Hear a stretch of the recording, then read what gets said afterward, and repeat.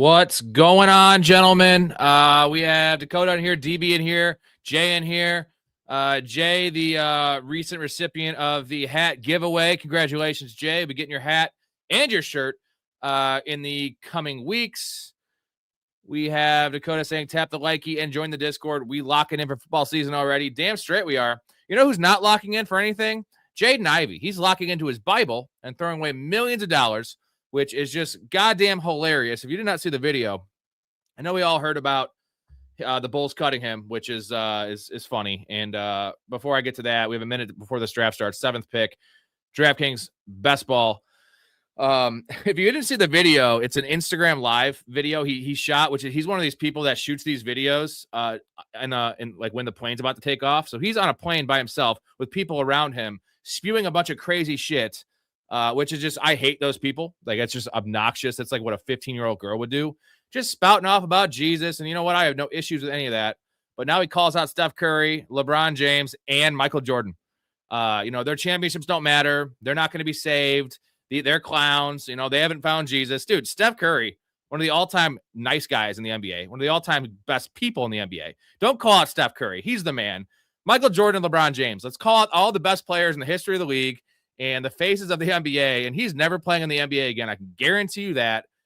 Dude also talked about Lamborghinis for about a solid minute, saying you can't. He first mentioned it. I thought he was going to be saying you can't take your Lamborghini with you to heaven. No, he was saying something about you can't drive a Lamborghini for 10 straight hours. Like, that it makes no difference in this point. But you certainly can drive a Lamborghini for 10 hours, and I would love to drive a Lamborghini for 10 hours.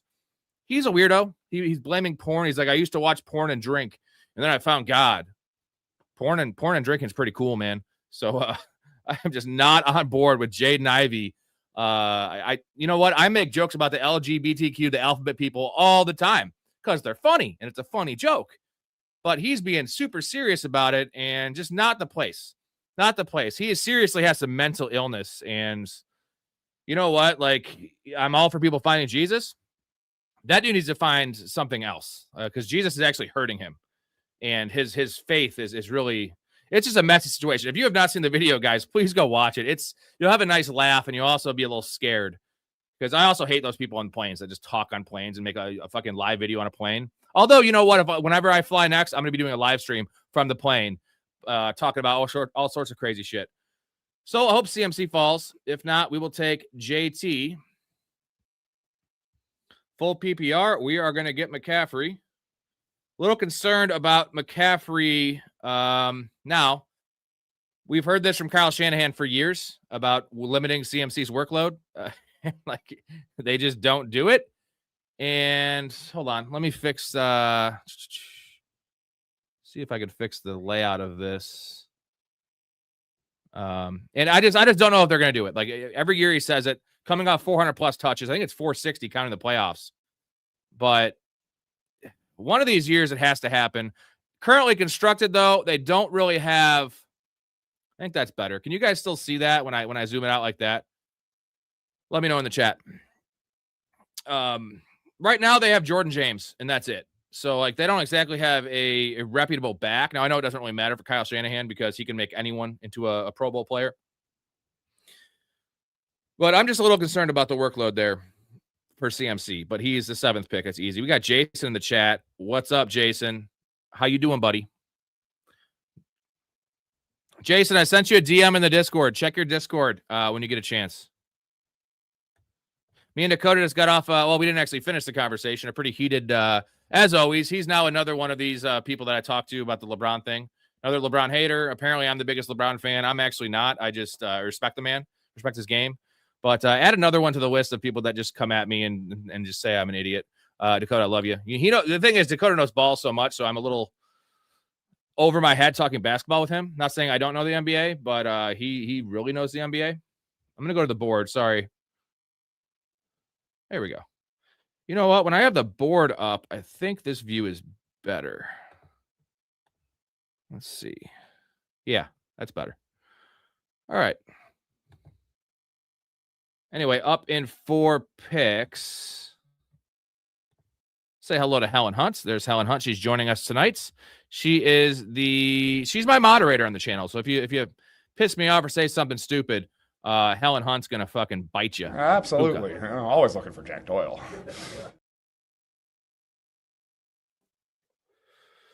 Ashton Genty falls to 14, up in 3 picks, gentlemen. We're going to have a show on tonight with Storey.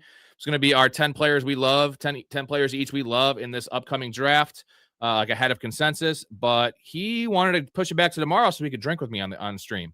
No work for him on Saturday. Kenneth Walker would be lovely. Malik Neighbors would be lovely. So we're good with either of those dudes.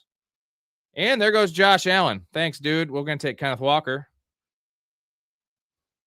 Again, these DraftKings best balls are full PPR, but running backs seem to really go off faster than they do on underdog, which is weird. But you just got to go with the trends. I like going RB, and then I just hammer wide receivers for the next 5 picks, unless a quarterback falls.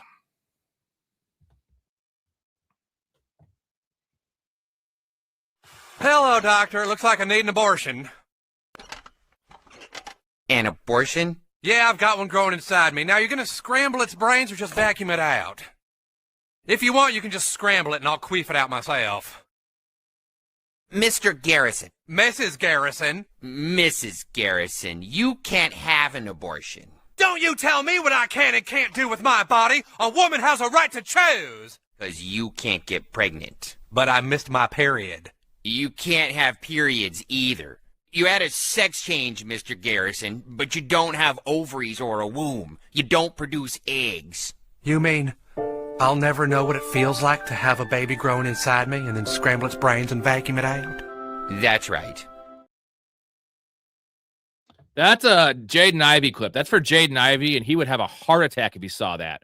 Oh my God, this show has a Mr. Garrison changing into Mrs. Garrison, having a sex operation. I'm trying to talk like Mrs. Garrison. He would have a heart attack if his head would explode. Not realizing that's fucking funny. And that's the proper way to go about. If you want to talk about that situation, make it lighthearted in it, because it is funny. It is funny. Mrs. Garrison complaining that she can't get periods when in reality, women would choose not to have periods because it's a fucking it's a hassle. It sucks. It's inconvenient. But he wants periods because he wants to be a real woman. Because you have a surgery, you become a real woman. So that's the proper way to go about it, guys. Ivy, if you're watching this, now the NBA probably wouldn't appreciate that, but luckily I don't have anyone to answer to besides my community, which I would guess would all be supportive of that clip. Damn, there goes Brock Bowers. It would have been awesome to have him up in 1 pick. Still have some good options. I'm taking Travis Etienne if he's there. And then if not Travis Etienne, now we're getting down to the muck. It'll probably be A.J. Brown. I'll go RB. I don't care. And I'm going to get it. Garrett Wilson goes. I get Travis Etienne. And now we're done at running back for a long time. It's a dream start right there.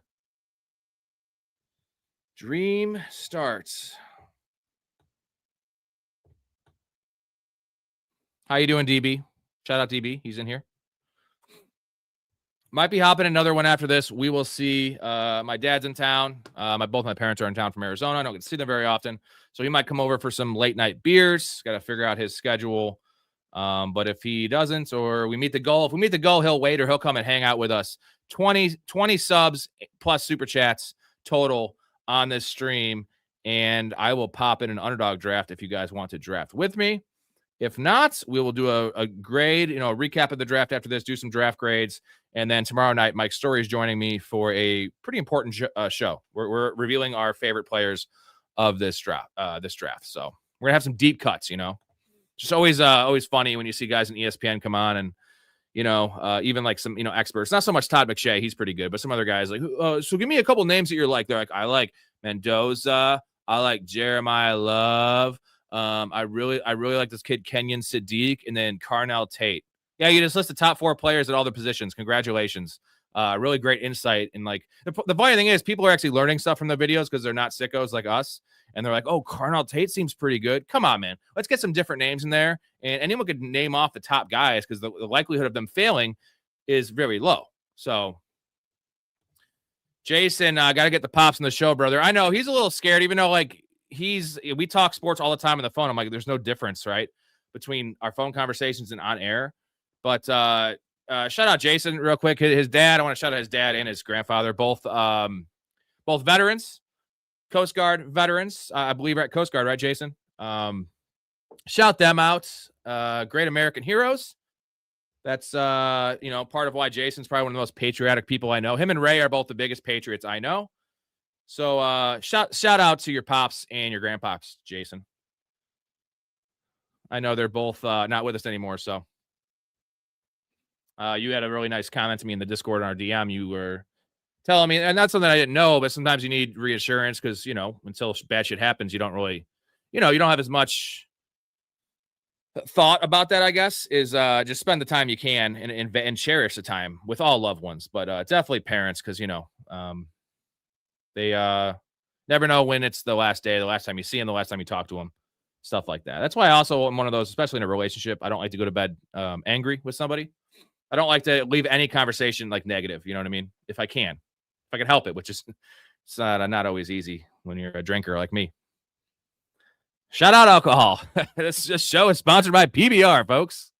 I'm drinking PBR tonight. I didn't realize I had a fucking 30 rack like sitting in the back of my breezeway. It's expired, but you know what? Beer is beer.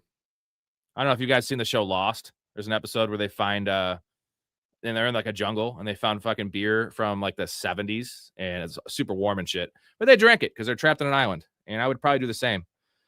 So we need wide receivers, boys. No running back I'm going to take, no quarterback, and no tight end. So we're going to go Zay Flowers. We're going to put Mike Evans in there. Maybe get a Niners stack going. I like the team, though. CMC, K9, Travis Etienne. I will say I'm a little worried about Kamara. He's not going to take a big workload away. But Alvin Kamara they're in talks about restructuring Alvin Kamara. And we're going to take Zay Flowers up in here. About to get a new deal himself.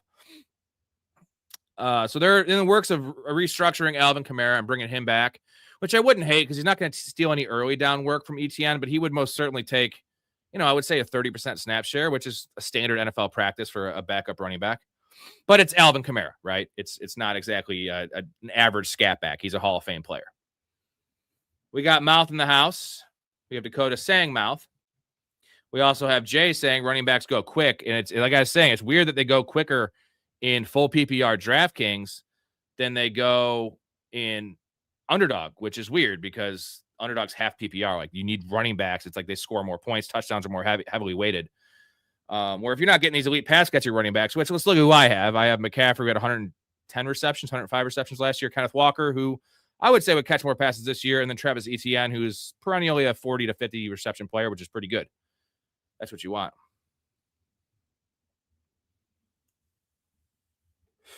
All right, up in 7 picks. What's happening here? That French animal bit my ear off! Well, that's an absurd exaggeration. My apologies, Bidwell. He look in our tent. He look at my woman. He saw her breast. Her breast? You saw her breast? I've said it before and I said it again. Any man who look on her will die. Shout out Eugene Levy. That is Eugene Levy in Almost Heroes. Totally method acting there. One of my all-time underrated, I feel like underrated comics, and just not exactly a traditional comedian. Kind of in the realm of like a Bob Saget, I would say. But fuck, man, he is fucking great, dude. He saw air breast. Jason, Grandpa was a P-38 pilot in World War II. Just had his birthday on the 28th. Would have been 102. He's having beers with my dad as we speak, brother. What kind of beers, dude? What kind of beers do they have? And they seem like real men. Are they MGD guys? Are they maybe they're old style guys? Are they old style guys? I'm just trying to guess. Old style's a Chicago beer, so that probably wouldn't be it. Let's see. I am up in 1 pick, and Luther Bird and J.H. Waddle is tasty there. Nothing there. Joe Burrow, no. So we're going to pop off. You know what? I'm going to take some upside here in Jalen Waddle. Let's do that. I don't have a lot of Waddle. I feel like that's pretty good value. I've been seeing him go in like the end of the 4th round. I feel like to get him at the 5-7, pick 55 is pretty good value. Flowers and Waddle, not exactly your traditional alpha receivers, but when you wait to the 4th and 5th round, you know, you get what you pay for. That's something my grandmother told me once. I'm pretty sure. I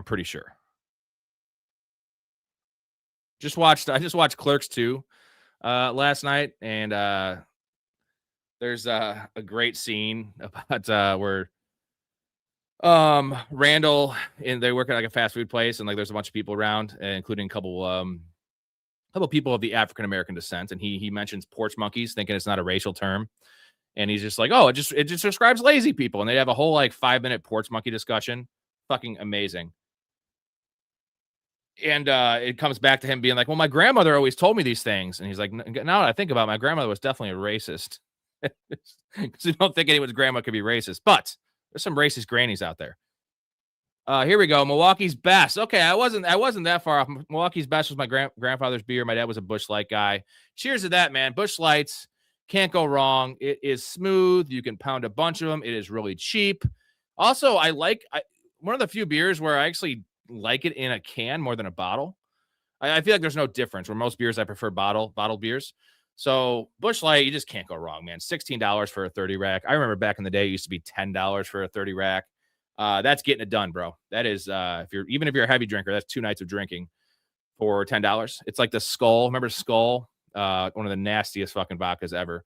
I used to drink that shit when I was, 15, 16. My brother would buy me Skull. It was like $6 for a 5th.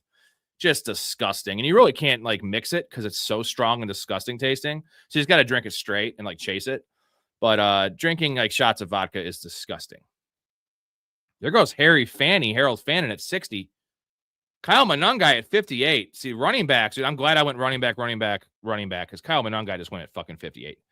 What is going on? This guy's got 4, 2, 3, 4, 2, 1. I have 3, 2, 1, 2, 2, 2, 2. Everyone has 2 pretty much. A couple teams have 3.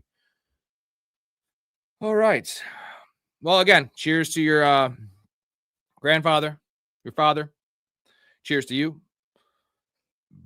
Everyone in the chat, what is your favorite beer? What is your favorite drink? Let me know, and we'll see what the most popular is. I know a lot of people like just light beers. I do, just based on cost. I'm an IPA drinker at heart, though. I'm going to get some IPAs here coming up. I just drink them too fast. They get me too hammered if I have like 10 of them, which I'll have 10 of them. And they're just expensive. All right, up in... Oh, shit. Hey. All right. I got auto-drafted Joe Burrow. I wasn't paying attention. I was asking about beers. I'm actually really happy about that. There is no stack, but I am pretty happy with that.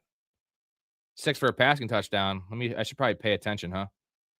You know what? I had nobody I liked anyway, besides maybe Tucker Kraft. Nope. That was the pick I was going to make. Sometimes it's good. The last time I got auto-drafted, it's only happened. That'd be the second time it's happened. The only time I got auto-drafted, it was fucking Tua. So, yeah, we didn't like that. So, we need another receiver, don't we? And I am going to highlight a couple guys here. I'm going for big plays. God, Parker Washington's ADP. That is wild, bro. That is really wild. Jalen Warren, no. Dowdle, no. I got 3 of those. I'm good taking one of these receivers. All right. I feel like Trevor Lawrence's ADP is a little bit high for my liking. As a guy that was all about Trevor Lawrence last year, he was my I paired him and Justin Fields and like all my Justin Fields teams. It was Trevor Lawrence and it was Matt Stafford. So Trevor Lawrence made me a lot of money last year. But that's because he was going in like the, quarterback 19, quarterback 20. This up again. Okay. Shit. We'll take Brian Thomas. All right. I'm digging the squad. The wide receivers are very inconsistent, but since this is best ball, I don't care. I would not like this wide receiver crew if this was redraft with Zay Flowers, Jalen Waddle, and Brian Thomas. Like very inconsistent players. Best ball. I love all these guys, man. Brian Thomas falling way. Where did let's see where Parker Washington went. Parker went. Where'd he go? Babe, you want to come say hi to everyone? She said no. She doesn't want to say hi to you guys. They're super pissed. They all just said, what the hell? They all said, is she wearing a tank top? No, she's wearing a bikini, dude. That's, it's in the month, how I was joking about my birthday month. The month around my birthday, 2 weeks before, 2 weeks after, the rule of the house is she has to walk around the house in a bikini. It wins for everyone, So, I'll just have to send you guys my nanny cam. I don't have a nanny cam.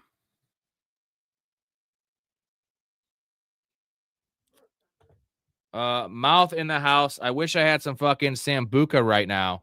I have to also make an announcement, and it's a we'll go these quarterbacks going. A somber note. Mouth's aunt just died, so I just want to say sorry for your loss, man. I know you said you have the up in one pick. You have the wake on Tuesday. He's still coming on Monday instead of Tuesday to the second part of our Downtown Fanatics series. And Wandale Robinson wouldn't be bad. Kyle Pitts, Sam Laporta. Can I wait on one of these guys? I'm gonna take Kyle Pitts. Let's do that.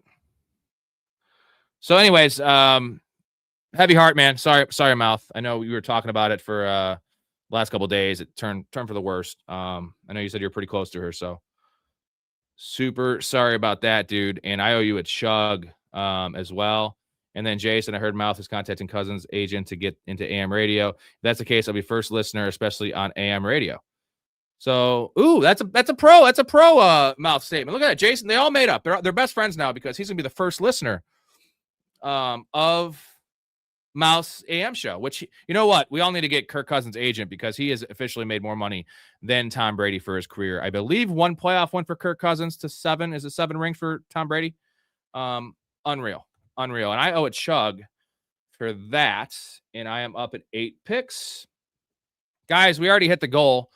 So I'm going to be doing an underdog draft after this. If anyone wants to hop in and join me, there's we got Hetzer in the chat. What's going on, Hetzer? Go through the squad real quick. We have McCaffrey, Walker, ETN, Flowers, Waddle, Thomas, Burrow, and Kyle Pitts. Very, very balanced team. I already have my entire lineup filled out, which is pretty rare. Yeah, Hetzer, we talked about that yesterday. And yeah, Puka, if you didn't hear, Puka's in rehab. It was before even all the allegations came out. And yeah, he's in rehab, man. Hi. I'm here today because I'm addicted to marijuana. You in here for some marijuana? Marijuana? Man, this is some bullshit. Marijuana is not a drug. I used to suck dick for coke. I seen them. Now that's an addiction, man. You ever suck some dick for marijuana? Huh? No, I can't say I have. I didn't think so. Yeah, I haven't done that either. Oh my God, Blake Corum's available. All right. I might take Blake Corum here. Sweet. Well, I might just roll with a 4 running back squad, boys. Look at this team. We have McCaffrey, Kenneth Walker, ETN, and Corum. Zay Flowers, Waddle, Brian Thomas, Kyle Pitts, and Joe Burrow. We might roll with a 4 running back team. Maybe I'll take a 5th running back here in the last round. But holy smokes. It's looking good. I owe a beer chug and a shot for y'all for Mouse $20 holler. One more super away from another one. Yeah, time to draft. I said Puka's addicted to pork shoulder. Any meat shoulder, any race of chick. He doesn't care. He doesn't care. He'll bite anyone. Here we go.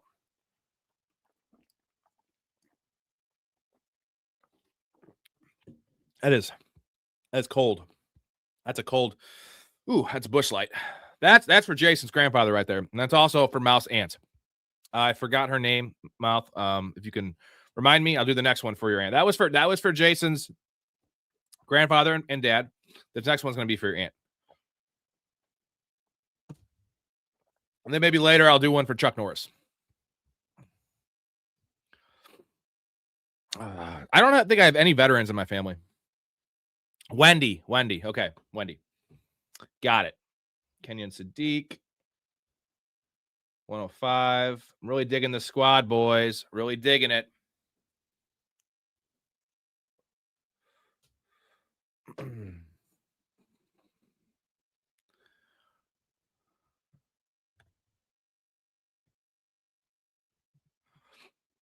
That's the one person that will talk to you generally as grandparents about their service. I have a buddy, close buddy of mine's dad was in Vietnam, and he's a couple times when we got drunk together, it was late and we were high.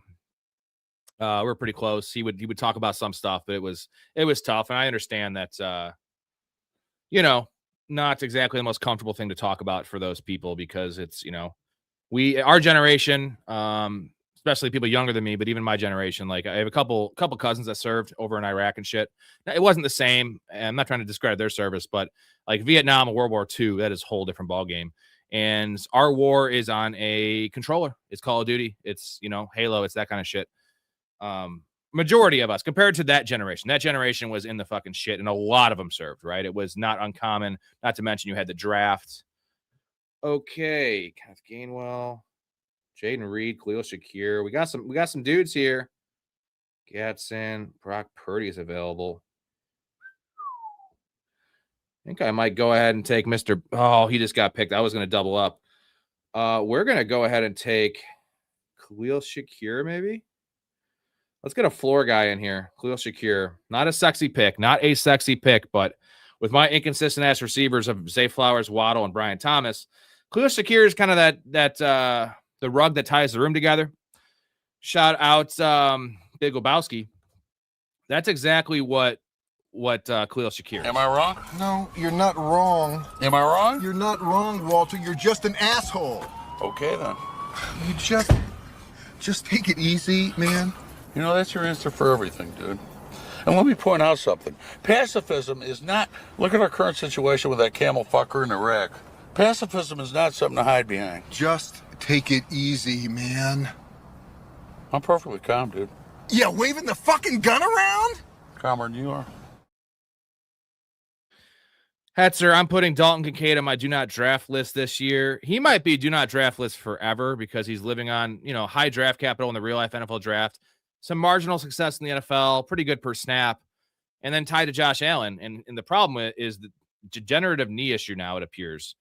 And they still like Dawson Knox. And they're just never going to play him enough snaps. He's already hurt. He's not getting PCL surgery, which is weird. Why didn't he get it at the end of the season? I'll never understand that. So we got some good options here. We have Josh Downs. We have Coker. And we have McMillan. Kenneth Gainwell's available. Fuck. But I have too many running backs. I can't even take him. He's gone anyway. Couldn't even take him. So we're going to take Josh Downs, I think. Getting some floor guys for my high upside receivers. Sometimes you got to do that. And Hetzer, my stance on Mason Taylor. Biggest Mason Taylor fan ever. There we go. Team's coming together, gentlemen. It is really coming together.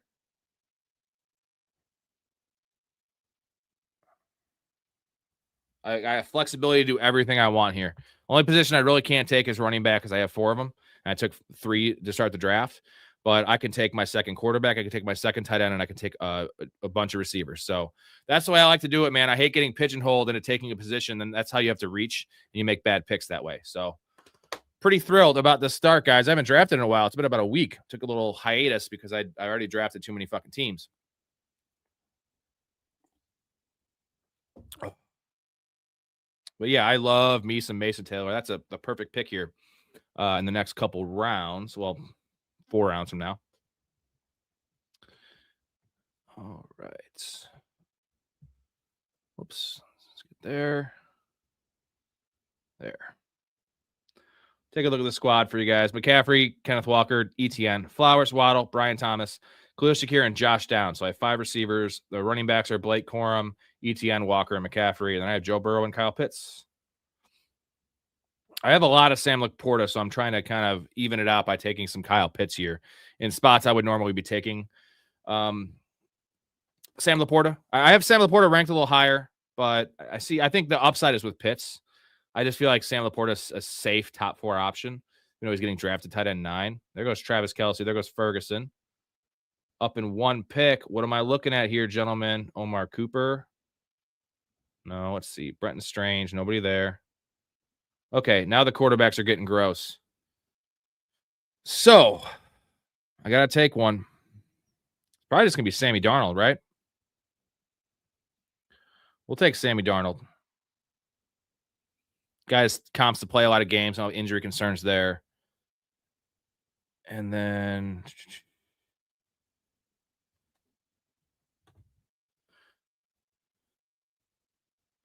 these fools need to hurry. I need a draft with my money. I went off idiots in NBA Daily Fantasy.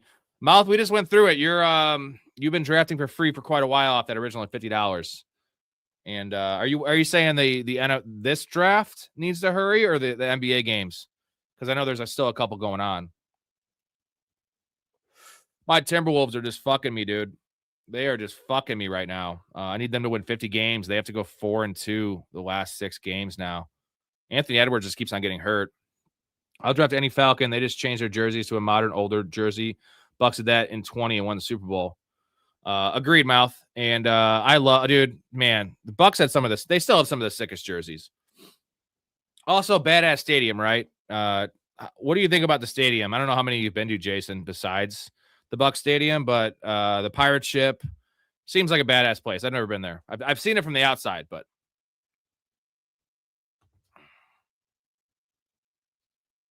it's a pretty modern stadium too. Like last 15 years or so they've had it.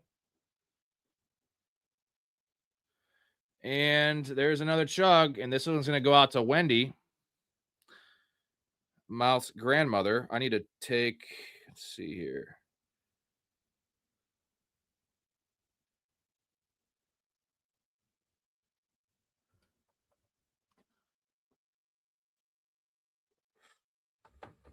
I got to take 2 tight ends. I can wait, though.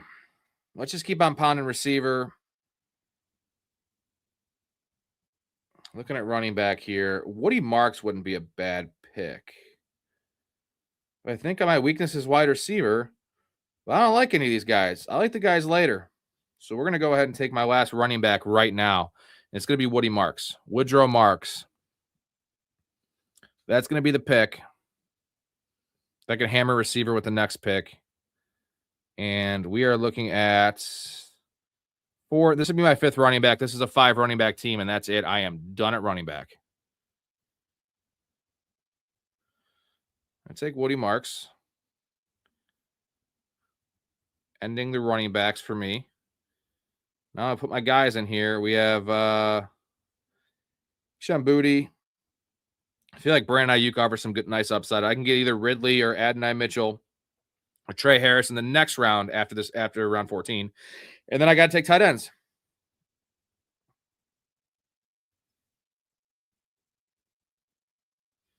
And quarterbacks got away from me a little bit, but we'll figure it out.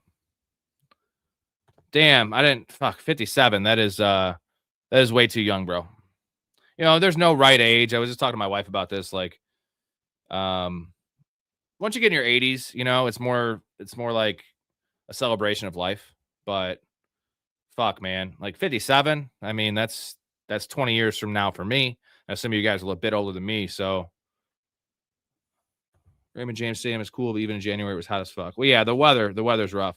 My dad was 57 when he passed. Shitty age. My mom just hit 57. Gotta get her through this shit ass luck, brother.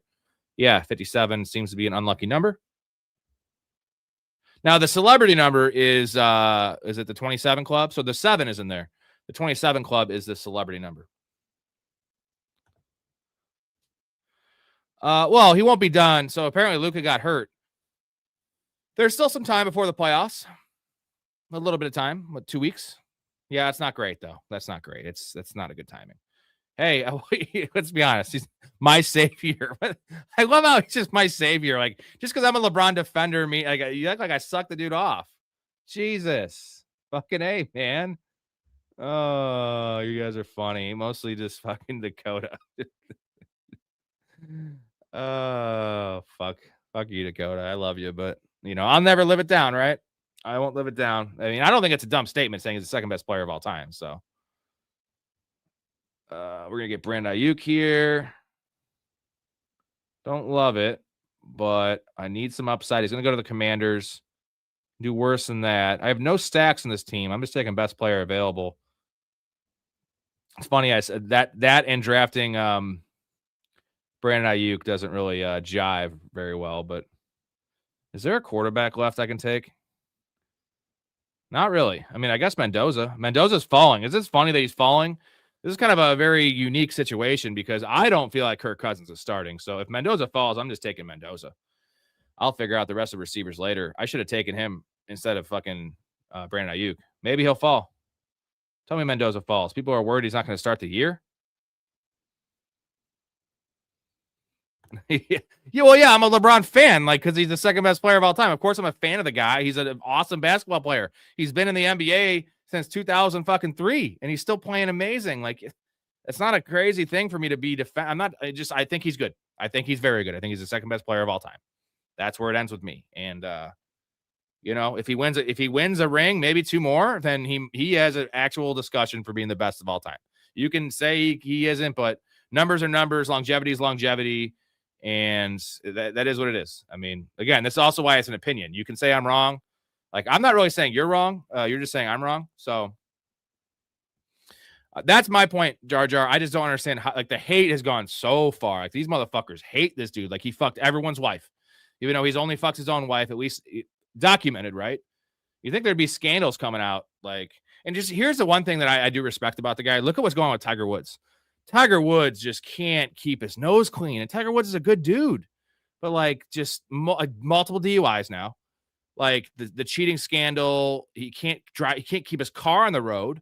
Like, I'm just saying, like, they're similar players, equal level of scrutiny in the spotlight. And one just doesn't do anything wrong besides the decision and some of the comments about China. But who cares what LeBron thinks about political stuff? I don't give a fuck. I'm not saying he's right about it. I'm just saying, like, do I want to listen to an NBA player, his opinion on politics? I personally don't. Mendoza is available. He just fell to me. Holy shit. See, this is how we can get some value, boys. We have people being scared about Kirk Cousins signing. Mendoza's been like in the 140s. Now he's going 175. Like, if Kirk Cousins starts, he starts for 3 games. I don't really care.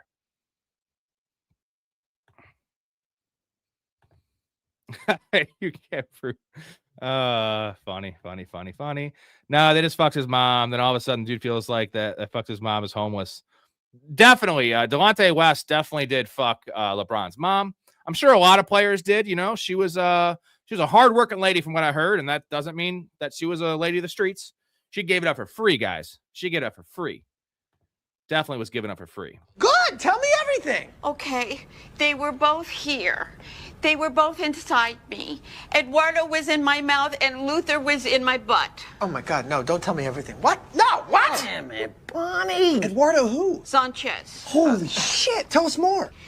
Then Luther went in Eduardo's butt for a while. Tell us less. Tell us less. Then they both completed on each other. I was left out of the finale.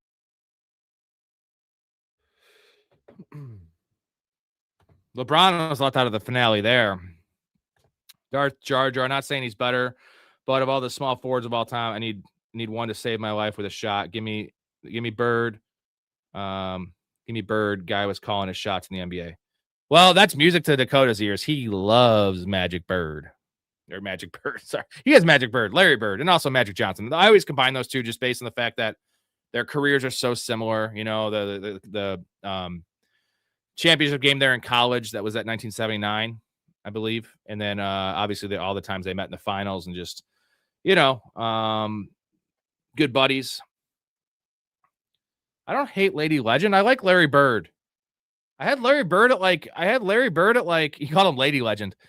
I had Larry Bird at like number 11 all time, just like you had LeBron at number 11. So you know what? That doesn't mean I hate Larry Bird, bro. He only played 13 or 14 years. So also played with a million Hall of Famers. Love the guy. Love him.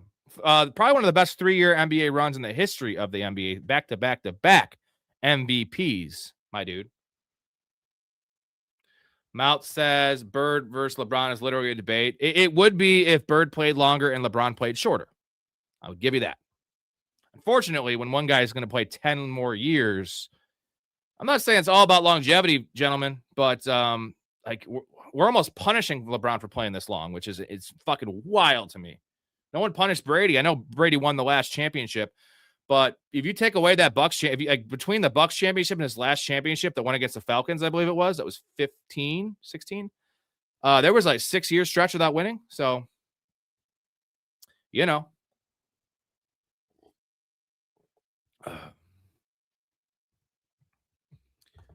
All right. Draft is winding down. A couple more picks here.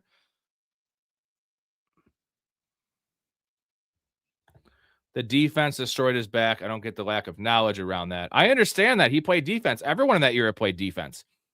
A lot of guys, believe it or not, still play defense in the NBA.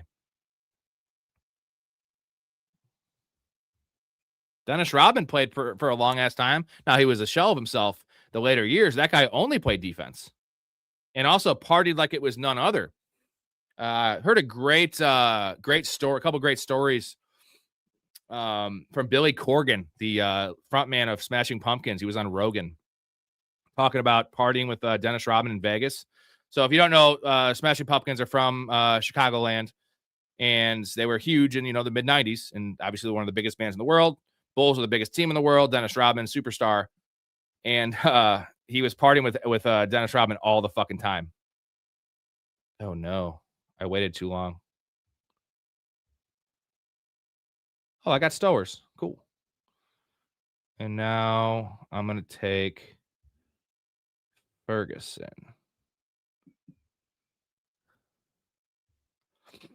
All right, I got another auto pick. I'm just getting distracted talking about goddamn Smashing Pumpkins. Anyways, he was just saying he was in the peak of his like rock star stage, right? And he's like, Dennis Rodman would out party all of us and then go to practice the next day and then go to a game. Like, Dennis Rodman, all-time psycho. Fucking love the Worm, dude. Love the Worm. I wanted to add him. He would be close to my top 25 list. I would put him like 40 all-time for Dennis Rodman because as much we were having the debate about Ben Wallace, Dennis Rodman had a longer prime, obviously a lot more rings, and was a better offensive player for a stretch of his career. Oh, God, Billy Corgan's the most pretentious motherfucker on the planet, Dakota. Every song is his. Everyone stole his style, all that kind of shit. But I will say, Billy Corgan is a mastermind in terms of musicians, man. The first album, Gish, he played. Now he's also a control freak. He played every instrument besides drums. That was all him on the actual album because he just didn't want anyone else to play it. He's like, you know what? I have the second guitar player, the bass player. He's like, I'll just play it because I wrote it. Just how elite Billy Corgan is. Pretty annoying little whiny voice, but you know what? It was very distinct. And, sometimes some of these bands look at Rush. Distinct voice is good because it makes you stand out. I prefer Alice in Chains. Big fan of Alice in Chains. So Pat Bryant's available. I think I like that. Maybe Cooper Kupp, actually. I'm going to go Cooper Kupp since I have Sam Darnold. That's a really gross pick. So I have 7 receivers. I got to take 2 more receivers here. And then the draft is done, fellas. So we're going to pop Tolbert in there. We're going to pop Tavian Wicks. I'm going to pop Thornton. We're going to pop Dotson. We got Dotson here. Kyle Williams. No. And then take these rookies down here. Bonavele. There we go. All right.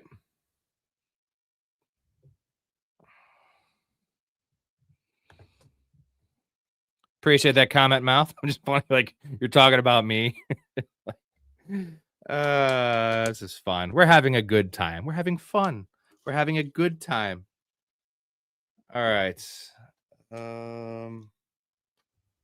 Let me I do owe a shot and a chug for that last goal we met. So and then one of these.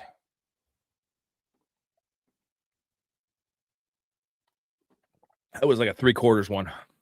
I pushed it out on you guys. I keep my wits about me a little bit tonight. There we go.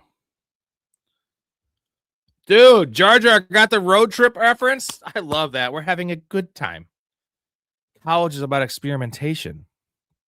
That's a weird reference because it's not even like anything. It could be used anywhere. I love Jar Jar. Jar Jar, you got to get your ass in the Discord. I need someone that can get my references. And also, you're just the shit. So we appreciate you. Top Chicago artists of all time, Muddy, Curtis, or Kanye.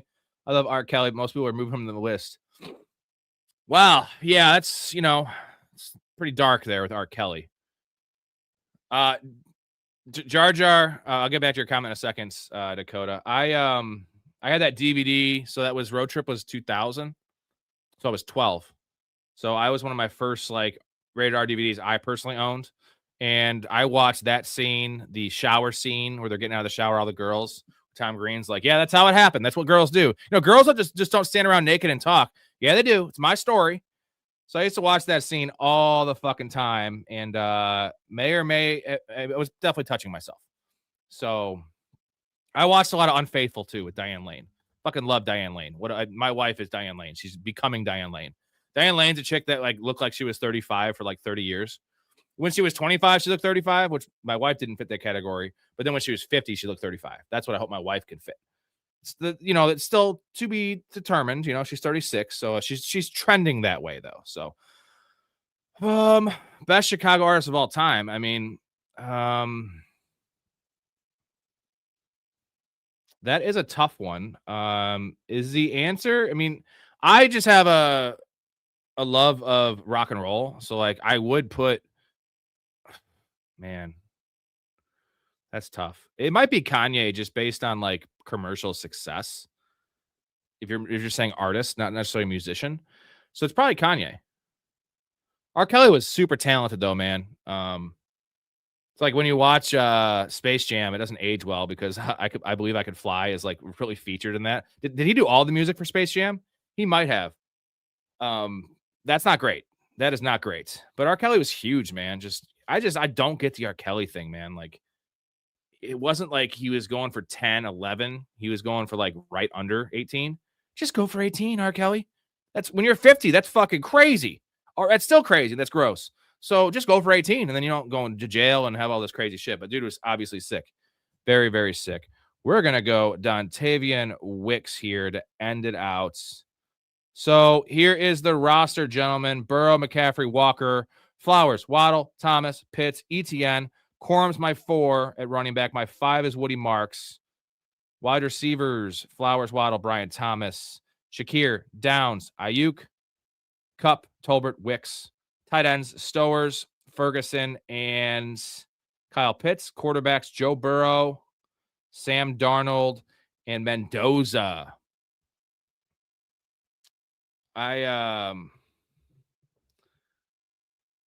What do you guys think about that team, boys?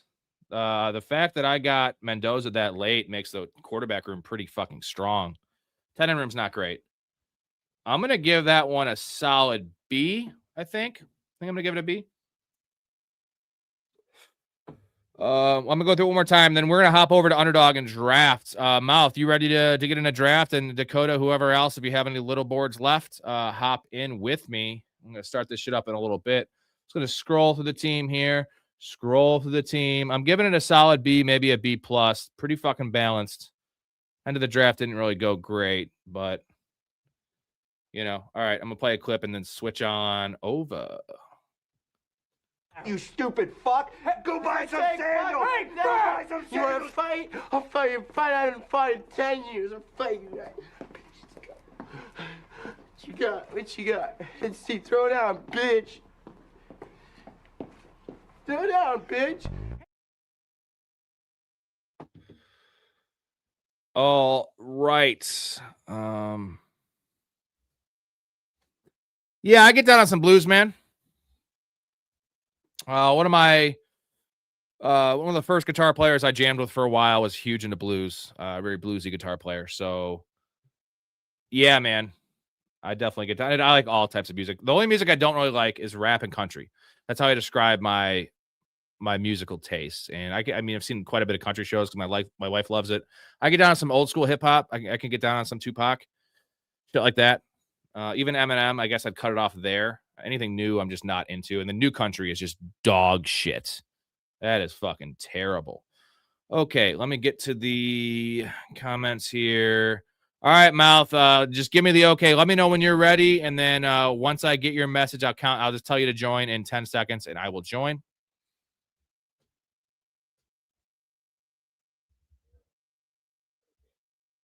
I'm 10 seconds behind.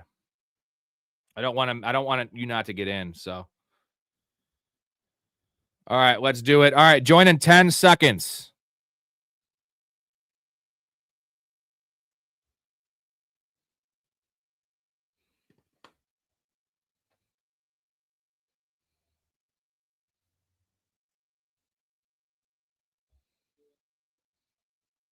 Hey, 5 more to start. Sweet. We good to go here. Let me change the view here a little bit.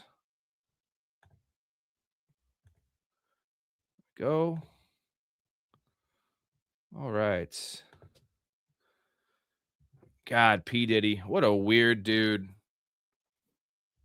R. Kelly was weirder, though, because all the Aaliyah shit, like that was, I saw, I think it was in the documentary, but, you know, he was with Aaliyah when she was like 15, I think. And he definitely knocked her up when she was like 15.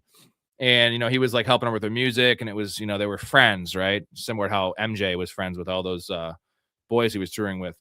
And like the fucking host and everyone on the show was like an MTV interview, and they're all just giggling and joking. Like, are you guys like going to date? Like when she's of age? Like, dude, so cringe, man. Holy shit. Different time back then. MTV is now kaput. No more MTV, gentlemen. That is gone. VH1's been gone for a long time. But you know what? Thank God, because MTV, not the MTV we grew up with, guys. I'm going to grab a brewski. I'll be back in a couple minutes, and 5 more to start. We're good. All right, back in a couple minutes. Simple Jack, the story of a mentally impaired farmhand who can talk to animals, was a box office disaster that many critics called one of the worst movies of all time. Got a good brain. I think you've got a fine brain, Jack. You make me happy. But now the question is, can Speedman? Oh, fucking love that clip, man. I've played that clip probably 50 times now. It's funny every time. I always play it. I walk away, grab a beer or something. I just hear it in my fucking earpiece and just like I'm just smiling, just laughing. Every time you watch it, you find something else that's funny. Like, the look on his face, just you make me happy. Exactly, guys. I do have an announcement to make. Jason says Jalen Hurts to a T. I don't know if you guys saw the article about Jalen Hurts like being really uncoachable. I noticed, you know, I went to shit, beer's spilling. I went to message J Bob because we hadn't heard from J Bob in a while. He deleted his Discord. He deleted his account. So J Bob's gone. He's gone. I don't know if it was the loss from the Eagles. He'd been back a couple times. J Bob's gone. That's just Dakota. I think the way the expression is on the nose on that one. Aaliyah's debut album was called Age Ain't Nothing But a Number. That is absolutely disgusting.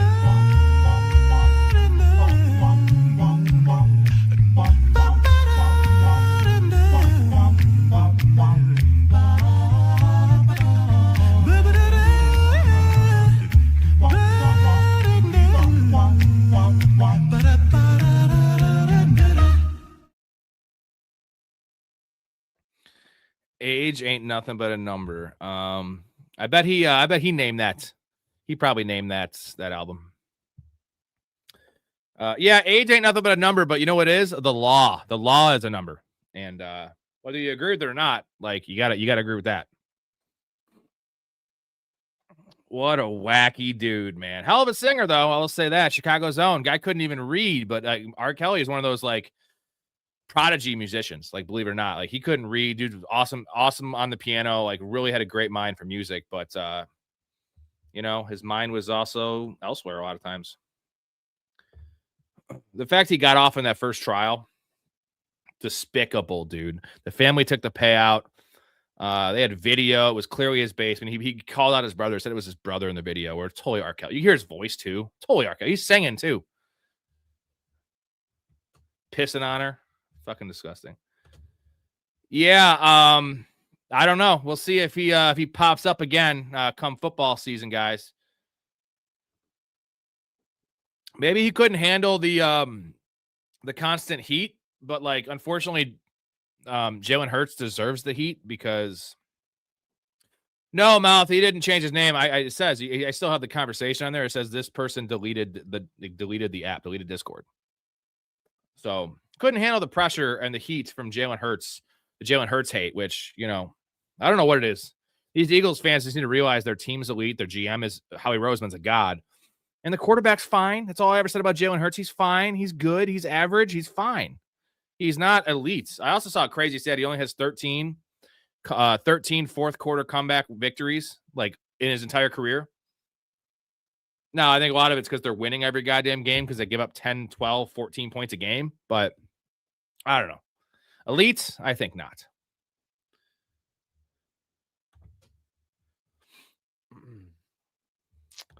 Mouth, he was never in the Patreon. He was just a dude that gave me early on so many supers. I was like, dude, just, you know, he doesn't even get any of the perks, really. He did come on the show once, I guess.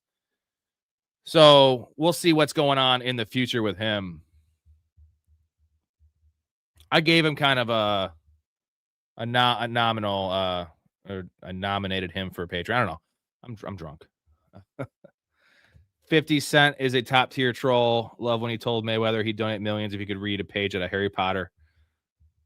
50 Cent, if you didn't hear, also got shot 9 times. Jar, I don't have Discord, but Jalen Hurts is buns. You would fit right in. Trust me, I didn't have Discord either until someone gave me the great idea to start one for the show and the community. And it's all it is. If you don't know what it is, it's free. Discord's free. It's just literally a group chat. Like, there's different channels, and it's essentially the same as your fantasy group chat, except for you could have your notifications turned off, and it's just you don't get any messages unless you're on the app. Definitely an awesome place. And our Discord is trying to think what we call it. It's the what do we call it, guys? Do you know what I'm talking about here? I forgot. It's it's the place to be. What do you call it, Kramer? It was. Come on, Rudy. Come on. We call it the place to be. The place to be. Yes. You guys got it. 2 more to start.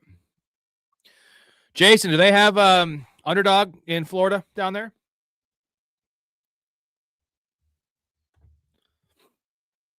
Yeah, $5 only. And technically, I would say this, Jar Jar, you missed the cutoff by 2 days for the 2026 season, but since you seem pretty awesome and you got that road trip reference and you hate Jalen Hurts, which are 2 things that I adore, I will pop you in I will give you access to the bets. That's a $10 tier. I will pop you in the $10 tier just for the $5 tier.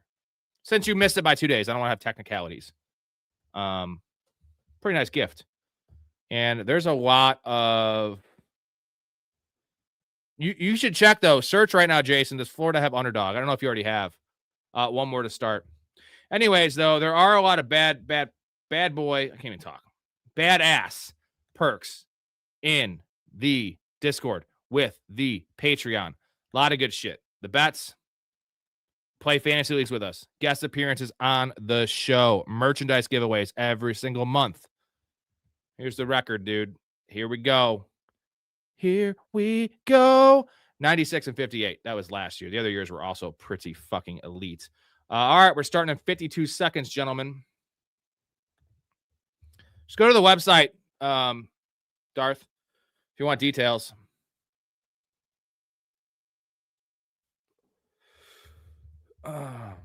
The Pied Piper is a figure of legend who lured children away from their parents with music after the mayor refused to pay him after we're in the town of rats. Pretty wild to name yourself that. Yeah, that's fucking pretty fucked up, man. Oh, hey, you can get an underdog there, Jason. Dude, there's badass promos. I know Mouth is waiting for his promo to kick in because he's in New York and they have some weird rules. But it's like $5 and you get a free 75. Mouth, are you not buying me? Oh, we got Dakota's in here. Mouth has 4. Me and Mouth are pretty fucking close to each other again, as always. Also, Jar Jar, anyone that signs up during the live stream gets a chug out of me too. So another perk. I also like to get drunk. Ooh, they changed the app around. It shows my next pick here. So all right, everything's looking good. I haven't drafted underdog in a while. 6 pick is pretty money. I'm gonna get an elite player. Probably Jonathan Taylor. Maybe JSN. You know what? Maybe Puka Falls. Who knows? Who knows?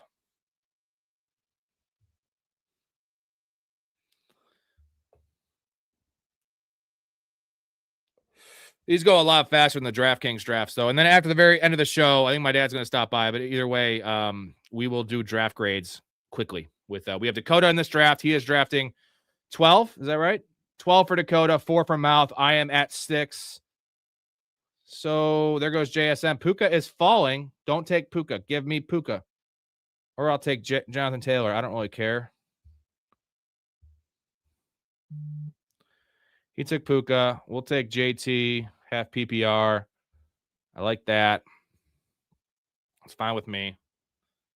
I like 12, man. I just like being on the corners. I love back-to-back, especially on the streams for me because I won't miss picks as much. When I'm in the middle, that's when I get those random auto drafts because I'm talking and I'm not setting my cue and I'm drinking and I'm distracted. All right. Excited about this draft here. Say hello to Helen. There's Helen. Hi, Helen. I missed a super from Jason. Sorry about that, buddy. Average like Simple Jack. Yeah, he's referring to Jalen Hurts, he's an average man. No, you know what? I think Forrest Gump's more average, even though Forrest Gump was like elite. He did a lot of crazy shit. Simple Jack was, again, full R word, where in Tropic Thunder, as you know, Jason, he breaks it down that it's not full, Forrest Gump wasn't full R because Forrest Gump was awesome at ping pong, fought in the war. Like he's a war veteran, started Bubba Gump Shrimp. Like he did a lot of really badass shit.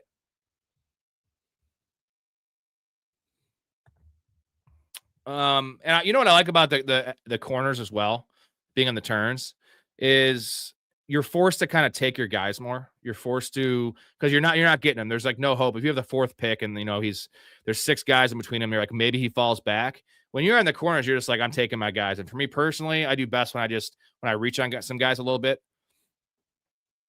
I stick to my convictions. So CD Lamb at 12. Get the fuck out of here. Get the fuck out of here, Dakota. I've never seen him go that late. That's sinful. That is sinful. His ADP is like 7.5 or 8. My God. Well, take this gift and run with it, man.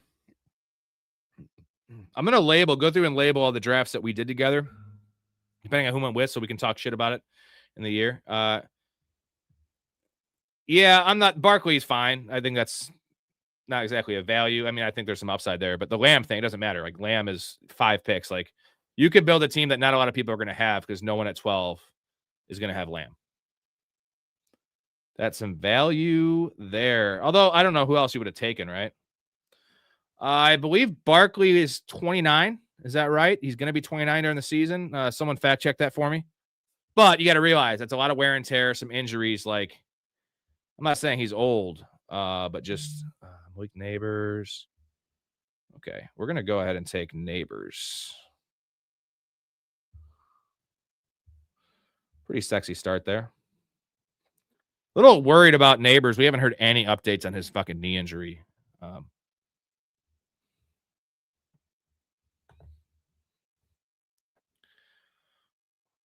Jason, $100 an underdog.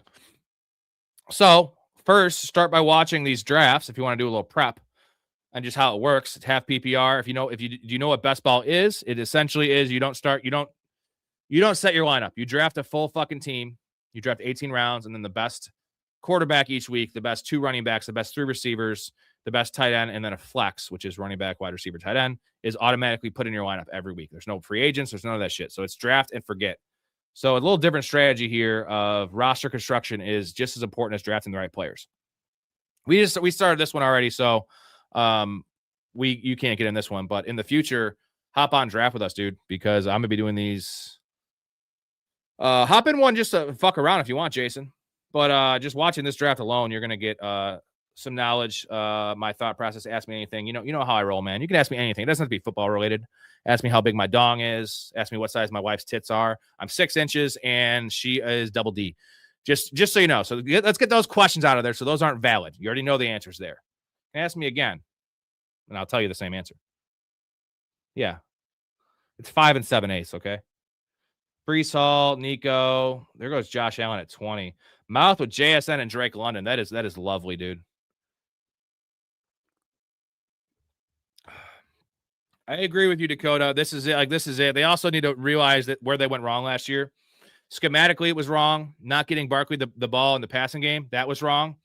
And then the volume, it wasn't what it should. They went away from it so often. Up next, I need my running backs. So we're going to get ETN up in here or Olave. I'm fine with either of those dudes. I'm going to go with the running back.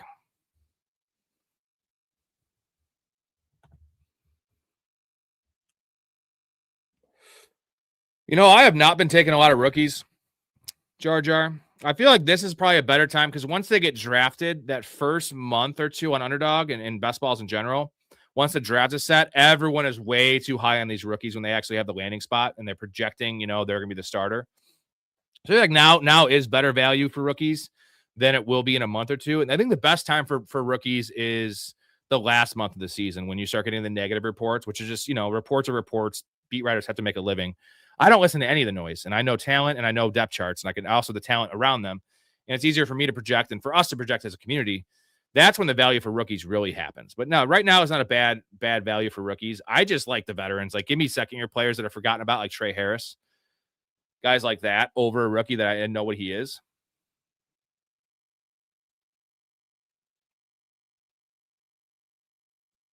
Zay Flowers. Let's see what Dakota does here. Yep. Once you hit on it, it's like, that makes sense because that Puka. I'll tell you this much. I wasn't randomly picking Puka that year because my co-host, y'all know him, you love him, Mike Storey, bless his heart. That's why he's our college football expert. He mentioned Puka so much on, we did 25 shows that year. It wasn't live streamed, but 25 shows starting, in April for the draft. Before the draft, he was talking about Puka. After the draft, he just, every time he talked about Puka, and I was like, who is this fucking guy? Because I wasn't diving in as much back then in college stuff. And because of that, I had Puka in like 60% of my redrafts and a lot of my best balls. I was like, all right, I'm just sick of hearing about it. He's going to be fine, I guess. Also, you had the Cooper Kupp injury towards the end of the preseason. And that was one of our biggest hits in the channel. Unfortunately, no one was watching back then. So, it kind of sucks because a lot of people would have made a lot of money like we did with Puka. Actually, the first year of the channel was all about St. Brown, too. Again, definitely no one was watching back then. 2021, we had like 40 views on some of those videos. So let's see. You got Garrett Wilson and Kyron Williams. I love that start. I really do love that start. Mouth has Josh Jacobs, Drake London, JSN. I am up in one pick. Let's see here. We have Buka, Devontae. We're going to go ahead and take, you know what? This is late for a Buka. I never take them, but I feel like that's pretty good value. Why the hell not? Jason, Mount, check the Discord. No beef. Much respect. Look at that. You know what? Nothing makes me happier than, two of my biggest supporters and two people I really care about and love dearly in the community who's had some, some differences. And this really... my heart is melting right now, and I feel really good. I'm trying to find a good clip that would convey my emotion right now. And do I have one? Do I have one? Do I have one? I don't know if I have. Oh, I got one. I got one. It's really unfair. It's my team. It's my quarterback. And if you guys do that, man, it's unfair. We lost as a team. No, I'm good. I've only had, I don't know, 7 or 8 beers, but I think I've tapered down the drinking a little bit compared to what I was in the streams like during the season. So my tolerance isn't quite what it was. No, I'm feeling good because I love both Mouth and Jason. So I was always kind of caught in the middle of, it was also it's kind of funny too, but I was caught in the middle. And what am I supposed to do? Everyone's entitled to their opinion, for one. I would never tell anyone what to think. That's not what this show is about. We don't do that kind of shit. Jutkins at 54 might be nice. Colson Loveland at 46 might be tasty. You think about that, boys. And then Mike Evans might be tasty too. I'm fine with either of these. Roma Dunze. Let's take one of these guys, Mike Evans or Roma Dunze. The squad so far: Neighbors at Buka, Jonathan Taylor, and Travis Etienne. And it's going to be Mike Evans. Let's look at Mouth's team right now. Loveland, nice pick, dude. That's pretty weight. I'm not into taking tight ends in that range, but at 52, Javonte Williams, Josh Jacobs, Dakota with a really nice start there. I'm not in love with the Barkley pick where you got him, and not so much Kyron, but I love the Garrett Wilson and CeeDee Lamb pick, and I don't hate the other picks. So it's 2 A pluses and then 2 Bs for those picks there. So that gives you an early grade for A in my book, dude. Rab, do you make these clips or pull them from a source? I just fucking screen record on YouTube, and I find the ones that get copyrighted, and I can. What I do is I'll clip out like a fucking 1/10 of a second, and that little thing will sometimes not get the algorithm. Like it's AI that does like the copyright shit. Because I used to edit all the videos, so now I have to obviously play the clips live. But I've got a kind of a nice little touch on that, so I just record straight off YouTube. And what it is, if any of you guys are looking into anything like that, it's all audio. So music will always get copyrighted, and it's the audio. So the video will never. If you just do a video with no sound, or you can change the speed up a little bit, like the tiniest bit. There's so many ways to go around it. Sometimes I'm lazy and I just do it fucking straight off, like without changing anything, and it gets copyrighted, which is fine. It just means that if I run ads on when it releases later, I don't get any money. But here's the thing: if you have 100 views on a video and you have ads on, you literally make 20 cents from that. So you need a lot of views to be making money. Lemon and Harrison. So I'm not too worried about the copyright thing. Now, if you do it too much, you get a copyright strike. They could eventually cancel your fucking channel, but Coda, I'm a kind of guy, brother, like throwing a Benjamin to win big, brother. I can give you that one. That is Jason. He's the guy that will play Keno, which is usually you just sprinkle a bunch of money and he'll just put $100 on one card. I got a buddy exactly like that, and it's respectable. I like doing these a lot of times for practice, and we're going to get Alec Pierce, buddy. There's no running back. Nope. Alec Pierce. I just like the volume, especially these big tournaments, give myself more crack at it. And there is $100 big board. I wouldn't do that, Jason, because it just, you never know. Like, especially in best ball, like that's why I don't do big money. I do a lot of big money redrafts. All of them are big money, $250, $500. In best ball, it's out of your control. If your team gets hurt, you have no chance of winning. And also, some people can fuck up the league for you. If they all suck, then you have a couple other teams that are stacked. You don't make it into the playoffs. Only 2 teams advance in these formats in the playoffs.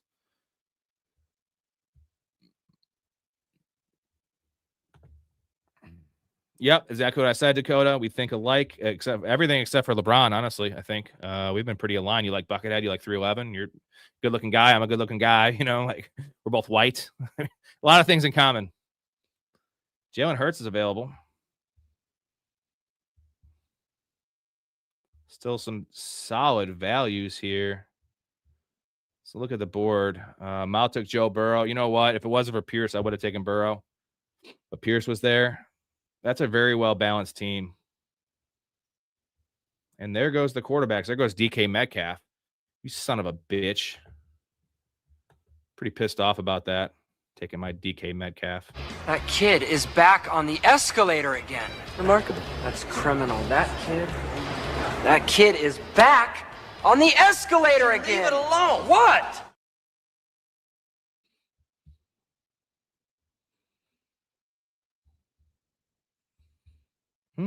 Old Dacky.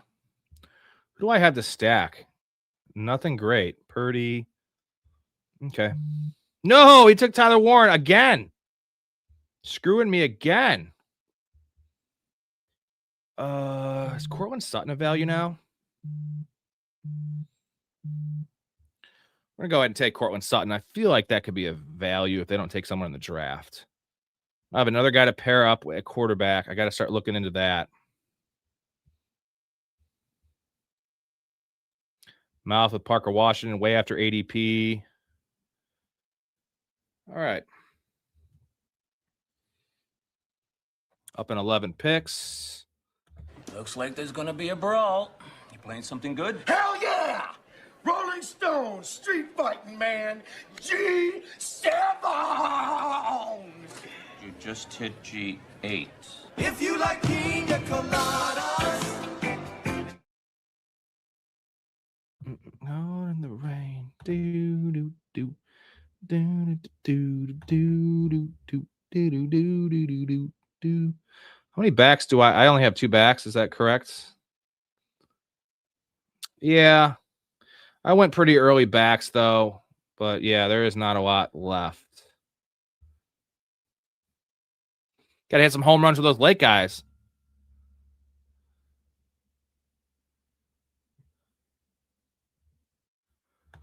Damn, I never heard of that before. So it's matchups.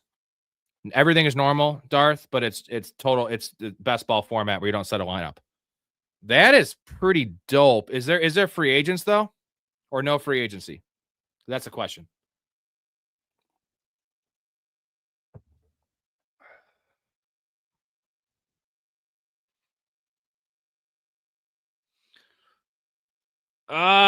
Jackson Dart's gone. You sack of shit.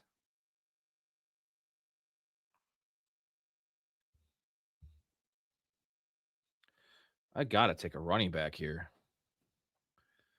But it is gross, dude. Pretty gross all around.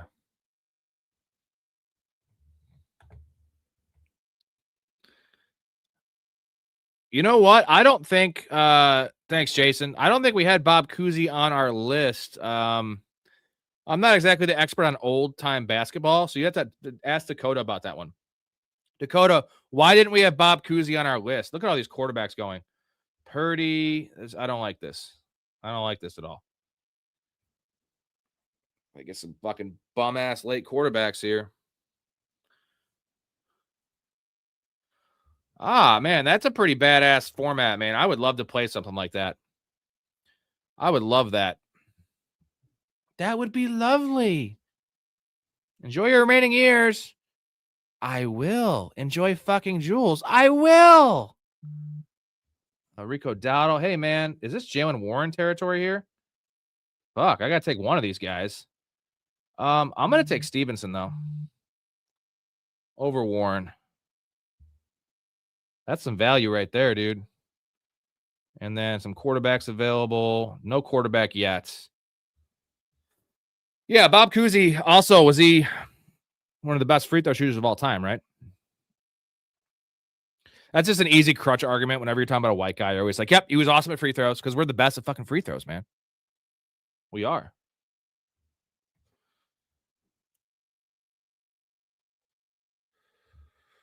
I knew Mouth would take Jalen Warren. I gave you that one. Mouth, would you rather have Jalen Warren or Ramondre Stevenson? Because I know you're a big fan of Caleb Johnson. That could be a 3-headed committee. Or I'm very sure that New England's going to be a 2-headed committee. And there goes Bo Nix and there goes Mahomes. My quarterbacks are just going to be disgusting. This sucks. This fucking sucks. Gross. Fucking salty about this shit. But you know what?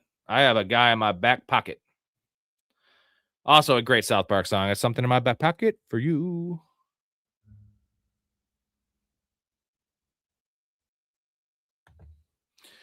All right, that's a fair assessment there by Dakota.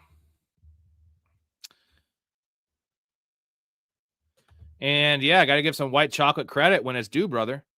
That's a good way to describe a white NBA player too. White chocolate, right? And I said this story on the NBA show we did with Dakota, but the time Wilt was listening to the national championship game on the radio with Larry Bird, he's like, "This brother, man, I got to see this brother play." And he saw me as white. Just didn't think, even though his name's Larry Bird, thought he was a brother because how fucking good he was. But guess what? He was the hick from French Lick, fellas. J.K. Dobbins, that's a pretty gross pick. There goes Jared Goff.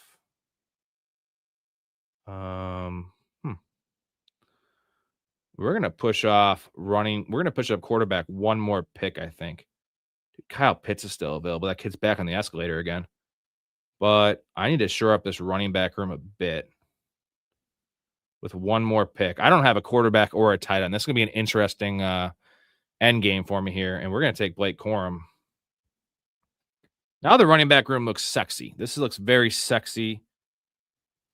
The fact that I don't have any quarterbacks is not sexy, and this is going to be rough. Gonna be some rough stuff here. Taking 3, and then I might take 4 fucking tight ends at this point. Gross, man. There goes Kyler. Kyle Pitts and Laporta right before me. Mouth loves Laporta. Mouth loves Laporta more than me. I am pretty convinced on that one. Let's take a look at Dakota's team. What has he been doing? Dak and Brock.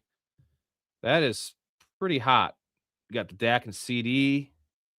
Look at you. He's going to probably take fucking you're going to take George Kittle, I think, aren't you?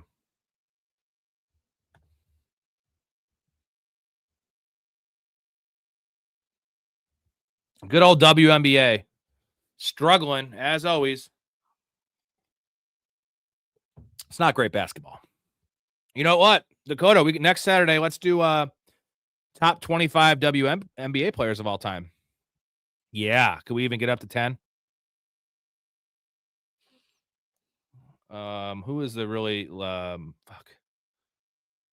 Was it Lindsay? What the fuck's the one I'm thinking of? I don't know. I don't know off the top of my head. There's some really good ones. I think I could beat him a 1-on-1 though. Kidding. See, is this a George Kittle pick?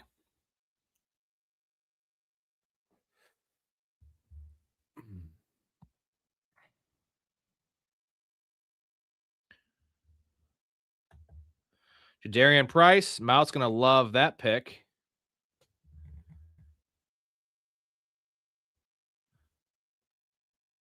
I would probably rather shit my pants than go and actually watch a WNBA game live. Did you know that textile polymers are so thin nowadays that someone could be wearing an adult diaper and no one would even know it? It's amazing.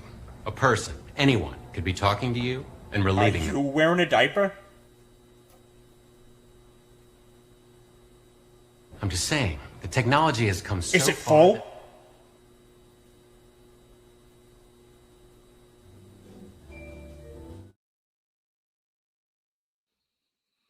This quarterback situation it's bad. These fuckers. This guy took his 3rd quarterback in Stafford. This guy fucking took his 3rd quarterback in Jordan Love. The fuck, man? These guys all have 1 quarterback, so there's no way Baker's getting back to me. I need Baker because I have Ibuka. Fuck, man. Well, I'll let this one get away from me, guys. All right, don't take him. Don't take him. Don't take him. Don't do it. Don't do it. Hey-oh! Hey, it worked out. It worked out. I got my quarterback 1. Baker is a quarterback 1. Oh, Jason's loving that pick. I'm loving it as well. That's McDonald's old motto, I think. I don't know if they changed it, but that was it for a while. There we go. 115. Now I'm back in business. Now I'm feeling fucking spry. Is Granny spry? Granny, are you spry? Shout out to the great Bad Santa, a top 5 Christmas movie of all time, in my opinion. Love that movie, dude. You're making a shit right for a week. All right. I am really happy that I got Baker there. That is lovely. Take one more guy here, possibly. I guess we'll see. There goes George Kittle before I went. Sam Darnold, Jake Ferguson. KC Concepcion. Gonna be a hot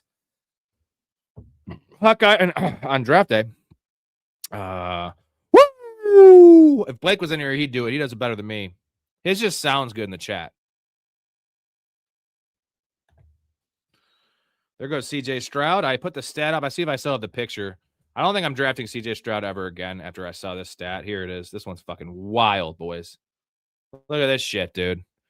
Anthony Richardson has more top 5 fantasy finishes than CJ Stroud. I looked it up, gentlemen. 46 games started for CJ Stroud, 15 for Anthony Richardson, 3 times as many starts for CJ Stroud and less top 5 finishes. And we talked about it on yesterday's stream with the Chaz.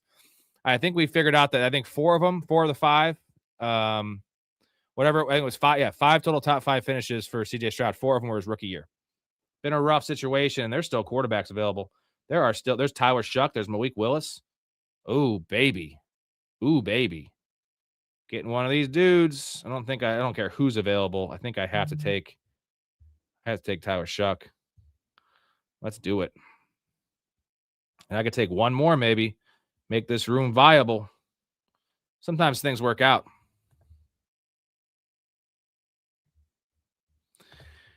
Yeah, and he doesn't have the best weapons. I think part of it is he has always had an elite defense, but he has Nico Collins, who's an elite receiver. He had that year with Tank Dell. That was when they had all the top 5 finishes. But come on, he just doesn't run. Like, he can run. He just refuses not to.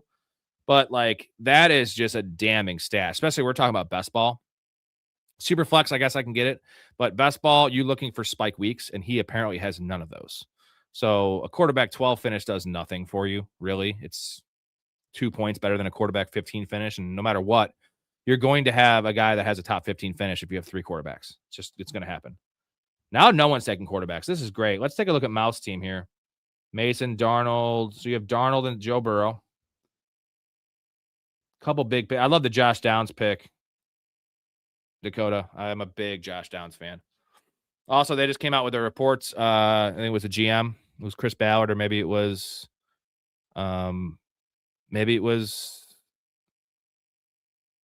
whoever it was. They I don't know, I think it was a beat writer, but saying that Josh Downs going to have a big year and he's going to play a lot more. That was the quote. He's going to play a lot more, which is all we care about with Josh Downs. It's never been production. It's never been, metrics, yards per route run, any of that kind of stuff. He's always been a 27% target share player. It's just been snap share. And this is the year. I think this is the year that you're going to get upwards of 70% snap share, and their quarterbacks are still available. This is crazy talk. And I like some receivers. I do need a fucking tight end, though. Let's see. Whole board open. Tyler Shuck, man. Easy as hell, Tyler Shuck. I mean, Tyler Shuck had a bunch of rushing upside last year. He's a chucker. The defense isn't great. The division is gettable. Not exactly great defense in that division. So it's Tyler Shuck all day long. Real life, I think I might want him in real life too, I'm not as certain on that one, but quarterbacks are still available. Holy Toledo. This guy's got to take Malik Willis, right? One of these guys, they only have one quarterback. You got to take Malik Willis. Otherwise, I'm taking him. And there he goes. All right. I figured as much.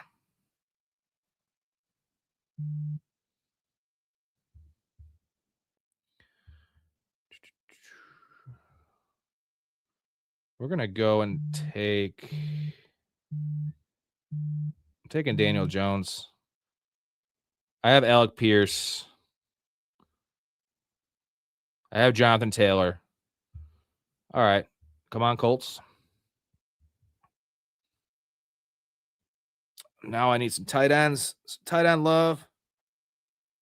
Let's see. What's my pick here? 163. I can probably wait.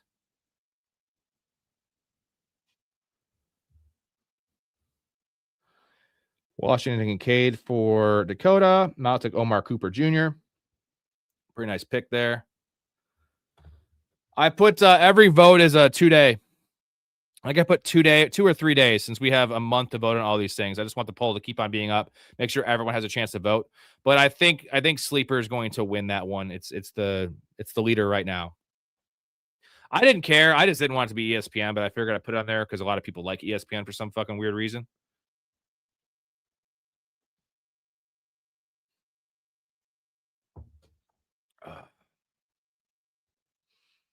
Cam Ward's gone.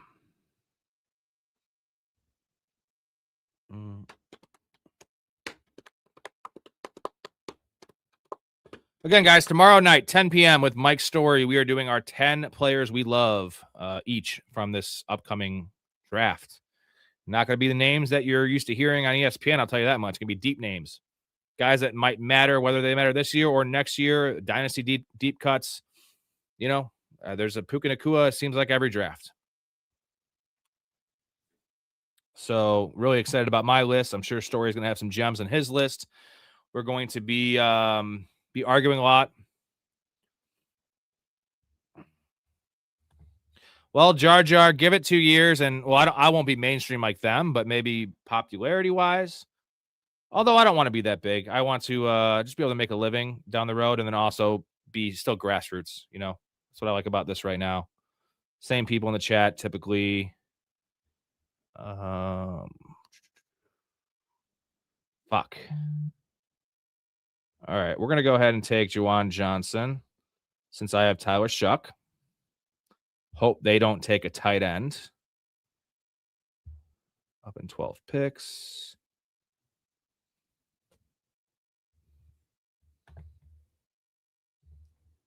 My guy Michael Wilson, Hetzer. That's exactly what I was doing. I was talking about him a lot when he came out in that draft too. Again, I mentioned this a bunch of times in the show. I actually had Michael Wilson ranked higher than Quentin Johnson in that draft class. I had Quentin Johnson at 8 and Michael Wilson at 6. And Quentin Johnson was 1 and Michael Wilson was 17. He was a 17th consensus receiver coming out of Stanford that year. I think they took him in the 3rd or 4th. They took him in the 3rd round, so higher than what most people thought. Yo, Simmer, Don ordered an Anzalone jersey. Gonna be exciting. White that leads the Bucs defense. Anzalone's a monster. He's a fucking jungle man, dude. Jungle man. I love Anzalone. That was, you know what? I didn't like the Bucs offseason too much, but I like that. That's when I really like. There goes Mark Andrews. Kenyon Sadiq's been going. Let's see here. He went 114 in this one. That is faded. Let's take a look at his team. I'll show you his ADP. It's value, honestly, and he's more so value in. God damn it! There we go. Fuck you. Here we go. 131 ADP actually. So he does usually go a little earlier than that, but that's pretty late, dude. I am all in on that. Although I made the announcement last night, I like Stowers more than him. I do. I like he's a better receiver. I think that all-around play, blocking, the ability to be on the field more, that's going to be Sadiq. He's also probably going to have higher draft capital. Although last year, everyone thought Tyler Warren was going to go way ahead of Colson Loveland, and Loveland got drafted first. So it would not surprise me. I give it a 25% chance that Stowers gets drafted ahead of Sadiq. Sadiq's film's not that impressive, man. He had so many targets and just it's fine. Like his highlights are impressive, but his film, there's a different thing between highlights and film. That was a tight end run right there. Look at that. All these guys. Conquo. Am I going to have to fucking take my guy earlier? God damn it. I'm not doing it. It sucks for me because I need tight ends. I have 1. I also need running backs. I'm fine with a 5 running back squad with this build. I keep on taking Woody Marks. I don't like it. So fuck that. I need receivers here.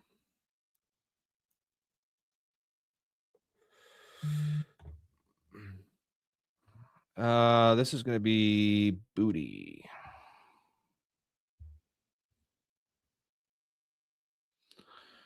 All right. I could probably get away with a 7 receiver build if I need to.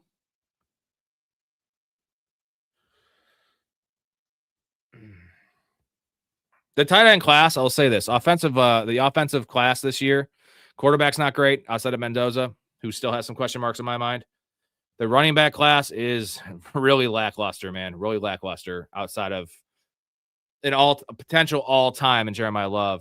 The wide receiver class is really deep. I think from wide receiver 5 through wide receiver 17, they're all like interchangeable 3rd round, 4th round grades for me. So like those guys could all pop off, but like the high end guys, I'm not a fan of. I like Tyson, a lot of medical concerns. Colonel Tate, I think is way overvalued.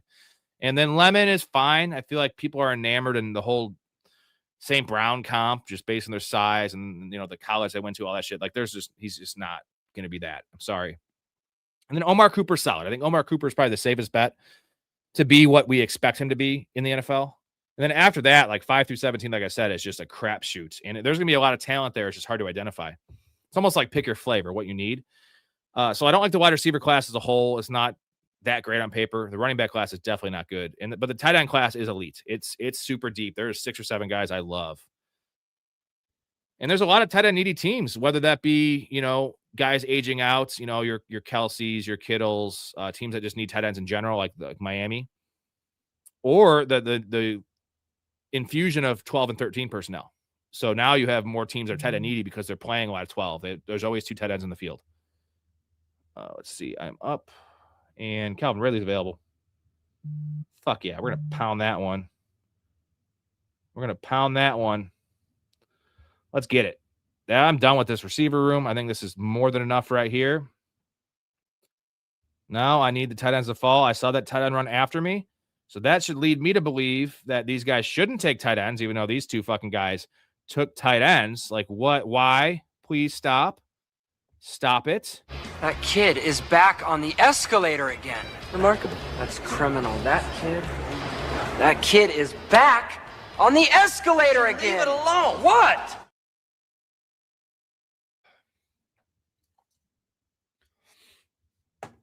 Alrighty.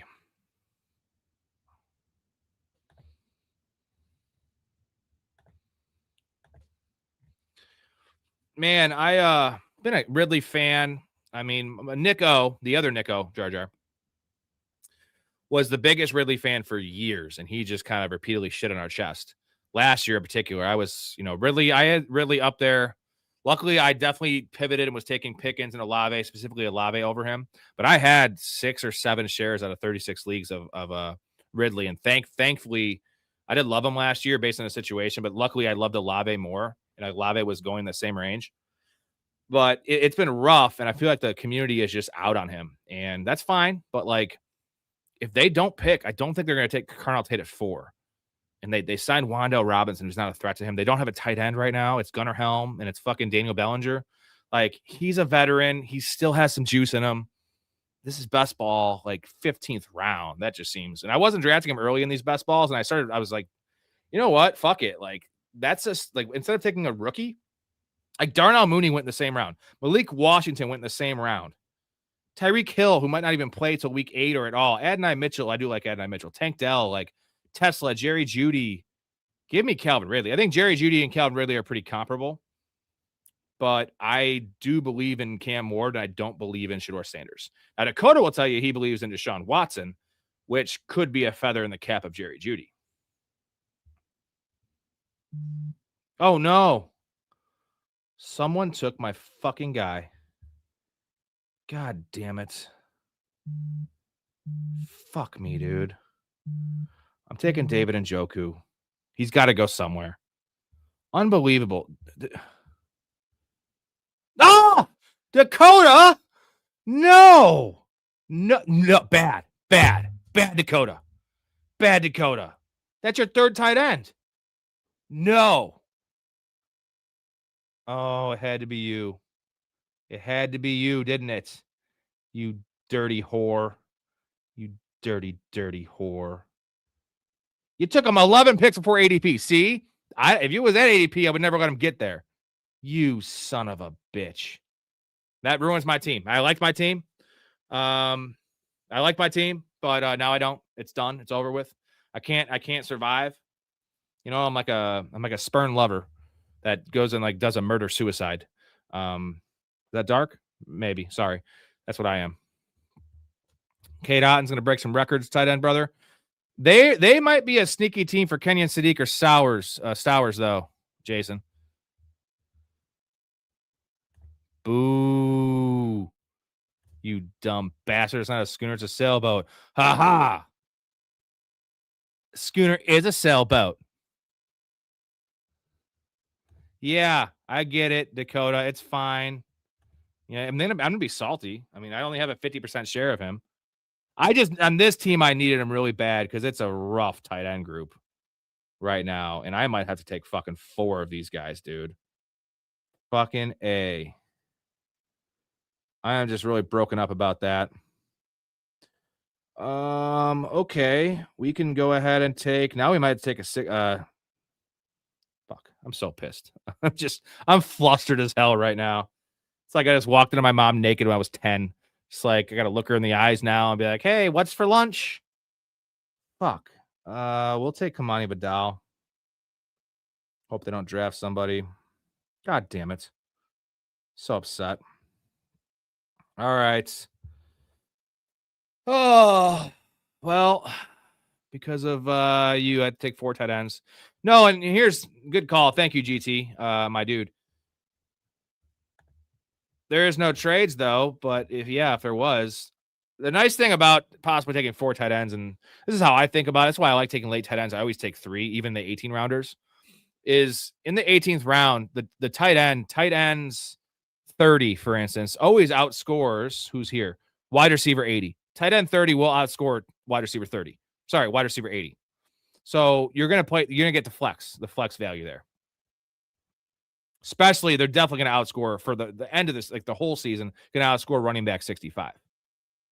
So that's why I always advocate for late tight end. There goes Gunnar Helm, Ray Davis, Dalton Schultz. See, I'm not taking Dalton Schultz because I really, truly believe, I think that the Texans is the perfect destination for Stowers. They're going to take a tight end in the first couple rounds. That's what they need. So I'm not touching Gesicki. I think that Gesicki's at 31, 34. That's another spot. I think that the Bengals will take a tight end that will compete with Gesicki, and he's just such a bad blocker. When T. Higgins is healthy, like literally Gesicki's all of his good games are when T. Higgins is out.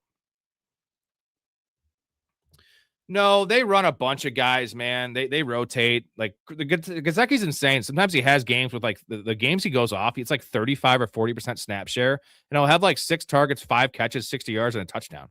When he's on the field, he gets targets. He just doesn't play a lot. And his production is always correlated with T. Higgins getting hurt. Now, T. Higgins pretty much is always hurt. So that's the one benefit there.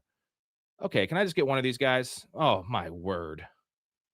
All right, these guys both have 3 tight ends. If they take Pat Freiermuth, I'm going to go nuclear here on the fucking stream. Get the hell out of town. Don't you do it, dude. You don't need 4. No one needs 4 besides me. I'm like a little kid. Like, that's mine. That's mine. I don't want to share. There goes, Deshaun Watson. That's your boy. And we're going to get Pat Freiermuth. You know what? It's rounding out okay. I still might want to take 4. This is the least sexy tight end room I've ever seen, though. It is just god-awful. The players left are god-awful. Kyle Williams and Pat Bryant. A couple year 2 wide receivers right there. That's a great strategy. That's what I like to do, man. Round 2 or a year 2 receivers opposed to drafting these rookies. Mouth with Adonai Mitchell, Jalen Naylor, Chris Brazel, and Ty Simpson, his boy, for his 3rd quarterback. We're going to do draft grades after this, gentlemen.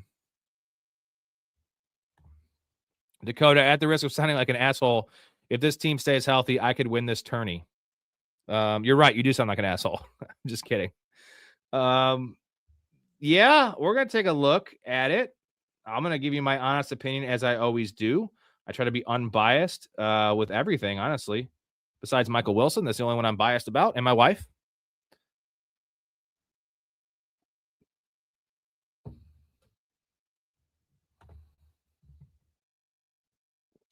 Yeah, let's see who there's available. Not Parkinson, not Theo Johnson. You know what? Elijah Arroyo, I think, is a guy in my situation that could be thrust into a bigger role. If they don't draft, they might have to draft a running back. If they don't draft a receiver, if they go into the year with Cooper Kupp and like that's their 3. Shaheed's fine, plays a lot of special teams. Elijah Arroyo was taking some snaps in the slot. AJ Barner's good. He's fine, but like they like Elijah Arroyo. He is a souped up fucking tight end. But I could wait on that pick. I might grab, man. What do I need? A running back or a receiver here? I need a receiver over a running back. That running back room is solid. So can't be Chris Bell. Can't be Io Manor. We're going to go ahead. I'm going to take Wicks. Give me Wicks. And then a tight end for the last pick. I think you guys are going to hate on this team. I'm going to get like a C-. And LeBron, not biased, bro. Just a realist. Just a realist. Heard it here first. I appreciate your bias towards your wife, towards LeBronda. I don't get it. See, I'm never going to live this down. It's one of those where I just shouldn't even share my thoughts, even though I feel like it's a very valid opinion. People act like it's like I'm Ray saying I'm a flat earther. Like I might as well be a flat earther, which is insane. I wonder what they're going to say now with all the pictures of Artemis 2, because that's all CGI. Jason Fryermuth got signed Penn State helmet. Got a signed Penn State helmet from him and got one and only Mark Kaboli and Chris Mack to sign the other side. Pat Fryermuth's a monster. Is that in your garage, in your man cave there? You know what, Dakota? That's fucking karma for your stupid ass. That's karma for your pick. You're screwing me. You're fine. You have Dak and Brock Purdy. That's actually a good thing. You don't want Deshaun Watson in every draft, dude. Got to diversify a little bit. Darth, I would argue he's still a freight train. I mean, I don't know. He just had 13 of 14 in a game for 30-plus points. Just had a triple-double as well in a game, and he shot like 80% in that game. So, not the freight train he once was. It's like one of those metro trains that stops, you know. It has all those stops to the main city. That's what LeBron is. It's a metro train. You just got to be okay with the stops, which pissed me off, by the way. I hate the stops.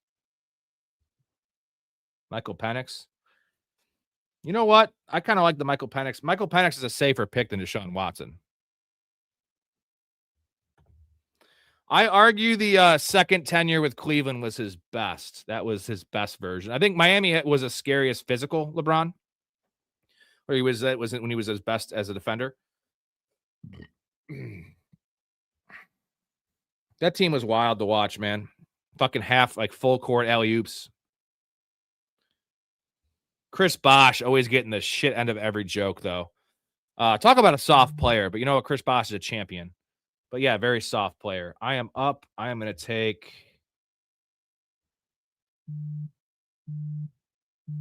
Let's take Arroyo. Let's take a little bit of a dart throw there, as they say.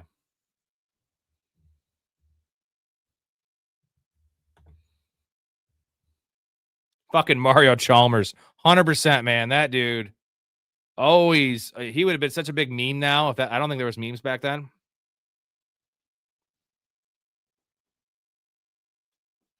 Ah, he said the bar inside. Yeah. Well, you're also in Florida, Jason, so you don't have the winter months where we can't really be outside. Although I think you're that kind of dude that if it was like 30 degrees, you'd probably still be in your garage drinking and smoking. Because you're a real man. But yeah, I can handle 40. Like hanging outside like casually. I'll play golf in some 40s. For me, if it's 40 and not too windy, I'm down. All right, guys, let's do some draft grades, and I'm going to get out of here. Again, tomorrow night, 10 p.m. Central, me and Storey breaking down the NFL draft. That'll be our second official NFL draft show. You're going to expect at least 3 or 4 of those a week, ramping up towards the final week and the week of the NFL draft. Draft, I believe, is the 23rd of April, Thursday, the 23rd. Then it's Thursday, Friday, Saturday. It'll be a good time. This motherfucker's taking the entire time to pick his last pick. What an idiot. That's the thing. It's the wind. It's the wind. It's not. I'm fine with cold, man. I just don't like cold and wind. All right. Draft grades here. We'll start with Mouth. A through F. Mouth has Joe Burrow, Sam Darnold, Ty Simpson. Pretty solid quarterback room. Josh Jacobs, Javonte Williams, Jalen Warren, Jordan Mason, Emmanuel Wilson, Trey Benson. JSN, Drake London, Parker Washington, Omar Cooper, Adonai Mitchell, Jalen Naylor, Chris Brazel, and Cooper Kupp. Colson Loveland, Sam Laporta, Isaiah Likely. That tight end group is deadly. I was looking at the wide receivers, and they're not good after the top 2, but you're essentially going to be playing a flex tight end a lot of weeks when they catch touchdowns, and Isaiah Likely is your 3. So tight end group is amazing. Wide receivers very top heavy, but you have some upside there with Cooper. And Adonai Mitchell, I am a fan of him. Running backs, I like the build. You get your one. Javonte is going to be steady work with touchdowns. Warren's a nice 3.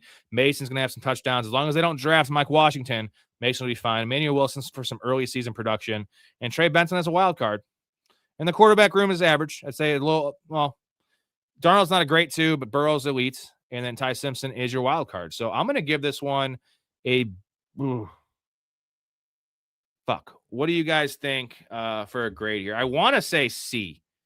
I think it's better than that, but the tight ends are the one thing that saves it for me. But it's like, can a tight end room really move the needle that much? But Joe Burrow's nice. I'm gonna give it a solid C. I might change. I feel like I've been pretty generous in these grades. I want to get more realistic, and I'll see what my grade is and what I have for Dakota. I'm gonna give Dakota an F right now, just because he took Mason Taylor. So you had an F. C to C plus. You know what? C plus sounds fair. Let's see. So Joe Burrow, unstacked. Sam Darnold. You got the Cooper Kupp, Emmanuel Wilson, stack, and JSN. Sorry, JSN. That's nice. So there's some upside there. I'm going to move to C plus because of that stack. That is nice. Stacking is important. Let me know what you guys think in the chat for a draft grade, whoever's left in here. Let's go to my squad. Waited at quarterback a lot. Very late, but I kind of like my room for how long I waited. Baker, Tyler Shuck, Daniel Jones, Jonathan Taylor, ETN, Stevenson, Corum, Kamani Vidal. Only 5 running backs. Little thin there. Neighbors, Ibuka, Mike Evans, Alec Pierce, Cortland Sutton, Keyshawn Booty, Calvin Ridley, and Dontavian Wicks. And then 4 of the shittiest tight ends to ever walk the planet. Jawan Johnson, David Njoku, Pat Fryermuth, and Elijah Arroyo. You know what? At least with my wide receivers and my running backs are pretty decent. I'm not going to have to play a tight end in the flex. So I just need like one of those guys to catch a touchdown every week, I guess. I don't even know how to grade this team, bro. A B minus, C plus. I don't know. Maybe a C plus. I don't know. I think the running back room's good. I think the receiving room is really like Evans, Pierce, and Sutton and Booty. I kind of like Ridley too. That kind of saves the receiving room because it's not high end. Neighbors is fine. I don't really like Ibuka. I don't know. I'm gonna let you guys grade this one. I don't want to give it a grade. I think I said C plus, B minus, C, B, something. It's not an A. I'll just go through it real quick. Yeah, people ain't liking it. Someone in this room's got to like it, right? Make me feel a little better about myself. I do have really good stacks though. So I have Baker with Ibuka. I have Shuck and Jawan Johnson, and I have Daniel Jones with Jonathan Taylor and Alec Pierce. So I do have that. The stacks are good. That's the one thing I do have is the stacks, which is what you need to, but I don't know if this team advances. That's the problem. This is a team that might get 7th place. So I guess we'll see. Jason hits the goal for a chug as well. Thank you. Cheers, boys. Try my best to watch the stream live. Work gets in the way. Keep doing what you're doing, brother. Mouth, much respect. You're good people. Look at that. You know what? This was my favorite stream ever because the hatchet's been buried, I think. And that's very important to me. Obviously, I'm never one to tell grown men anything. So it's not my place also. But this makes me very, very happy. So I'm very, very, very happy. So thank you, Jason. You're the shits. He's a fanatic on the Patreon. By the way, Jason, check your Discord. I sent you a message. The same C as me, sir. Let's draft again. We both stack well. The quarterback rushes kind of fuck the flow. I will do one more. You know what? Fuck it. I'm feeling pretty good. I'll do one more. I got to chug this drink. Let's get to Dakota's team, who says it's the best one ever. Dakota says wide receivers elite, holes everywhere else, C minus, maybe D plus. Oh, you son of a bitch. Are you saying, dude, you know David Njoku's getting a job somewhere. He's probably going to go to Baltimore, which it's going to be the Isaiah Likely role. So, you know, okay. That's pretty rough. D plus, but the running back room is that bad? Yeah, I guess it's not great. Okay. I value your opinion. I value everyone has theirs. And all right, we're going to go to Dakota's shitty-ass team here. Dak Prescott, Brock Purdy, Michael Penix, Barkley, Kyron, Darian Price, Mike Washington, Jonathan Brooks, Ollie Gordon. Terrible running back room. CeeDee Lamb, Garrett Wilson, Marvin Harrison. Mekhi Lemon, Josh Downs, Washington, Pat Bryant, Kyle Williams, Kincaid, Hunter Henry, Mason Taylor. This is an F. Actually, no, it's an F minus. What's after F? A, B, C, D, E, F. It's a G for gay. Oh man, that's pretty good. Your shit. hands are what makes it possible. Your shoulder pads are hard and stiff. Your hands are tender and they can move and caress the ball. that's kind of gay, but hey. Let's look at this without me being an ass. Quarterback room's great. Love the quarterback room. Do you have any stacks? Dak and CeeDee Lamb. That's it for stacks there. And then you have Brock Purdy and no stack with Brock Purdy. So you have one stack. I don't like that. I'm gonna downgrade you a bit there. Running backs are fine. I think my room is better. You have more of them, though, so I think that's a wash. Your quarterbacks are definitely better. I love Garrett Wilson, though, and I think Marvin Harrison's about to pop. So I just, outside of Josh Downs, I guess Lemon should be good. Washington, Pat Bryant, Kyle Williams, I could take or leave those guys. In the tight end room, Kincaid, that was value, Hunter Henry, Mason Taylor. So because you have Mason Taylor, I'm giving this a B. But I think it's a B minus. I wouldn't say it's like it's officially better than my team. I don't know why you're like up in arms about this team. It's good. Like, I feel like you've drafted better teams. We've seen better teams. It's a good team. So what do we think? And let's do one more. You guys want to do one more and I'll whoop your ass? This time I'm out for blood. I'm taking Mason Taylor in the first fucking round. I'm going to do it. I'm going to fucking do it. Really? I think I've seen you have better teams. It's a solid squad. I mean, it's probably the best of the three of us. And that would mean it's probably one of the best in the league because I think both our teams are so solid. We're pretty harsh in the critique of our own teams, as we should be. We should be better than the average person. So, all right, you guys ready? I'm going to go to the, let's see, little board. So 10 seconds. Join in 10 seconds when you hear this.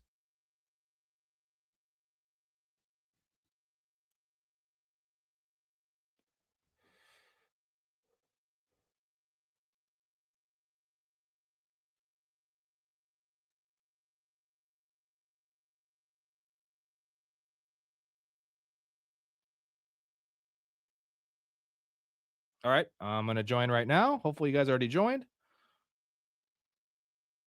Perfect. 4 more to start. Yeah, Mouth, your team was not great. That was one of the worst ones I've seen you draft. And Dakota, no, you're not overrated. Brock Purdy. So I was thinking about this in my head about like who I want to target and redraft on this Niners team because Christian McCaffrey, obviously the workload concerns, the prior injury history, the chance that maybe Kyle Shanahan scales it back a little bit. Excuse me, especially if they draft someone in the draft they like. It's a $3, Michael. It's a $3 underdog draft, man. It's called the little board. So if you have underdog, hop in. We have 4 more to start. So I was trying to think who to draft in the Niners, and I love Mike Evans, but you have injury concerns there. You have age. The touchdown potential could be through the roof, but in PPR, you're not going to get the monster. These underdogs and stuff. Yeah, you can rename them. So you can rename the ones that you did with me. Ricky Pearsall can't stay healthy. George Kittle, major question marks. When does he come back? How effective is he? How much does he play? The answer is Brock Purdy. That's the one we should be drafting on the Niners because he's gonna reap the benefits. And I think he is a sneaky MVP bet. I mean, look at how he finished the year last year. Remember he came back a little early. He came back earlier because he was scared of Mac Jones. Maybe that could be potential. He was scared of Mac Jones. You know, possibly getting Wally pipped, even though that wasn't a realistic possibility. But Mac Jones was playing well. He has pedigree. And he had that really awful game against Carolina. That was like a Monday night game where he threw 3 picks, like awful picks. They still won the game, I think. But ever since that game, they had a bye after that. And then he came back after the bye, and there was that Bears game in there. He was just throwing darts, running all over the place, looking amazing. So the playoffs, he looked fine. Just that game against the Seahawks, they were overmatched. They were out of gas. They were just,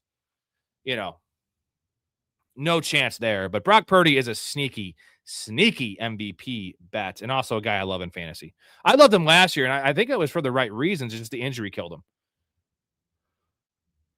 I can show you how to go in. So if you want to go in here Just go to DraftKings here, go to NFL. It's little board right here, $3 little board. You click on it and you go to enter. Make sure you do 20 seconds per pick. You got a little bit of time.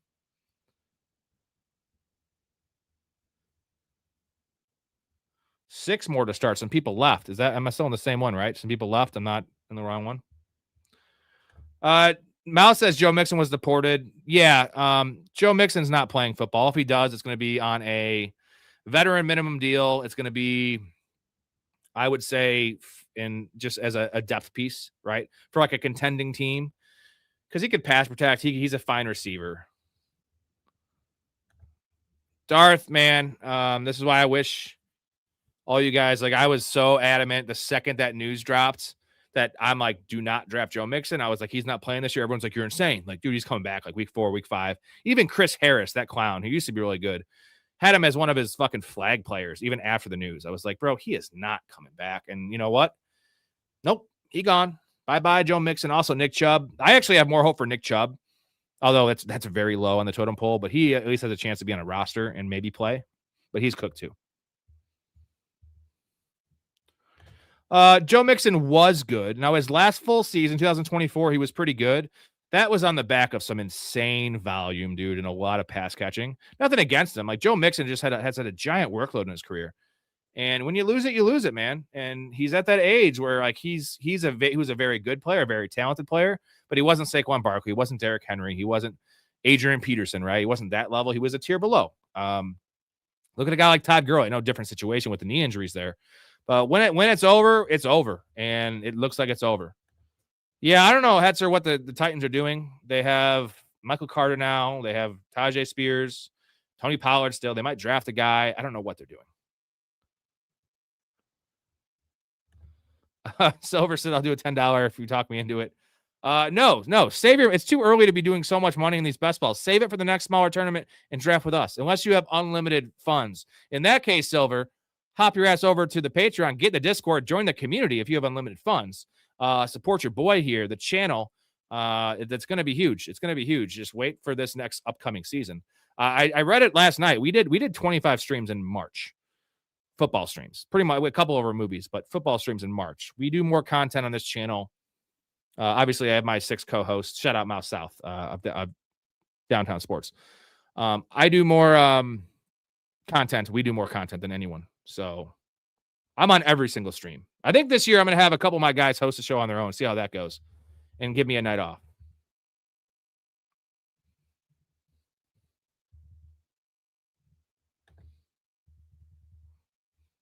He's full.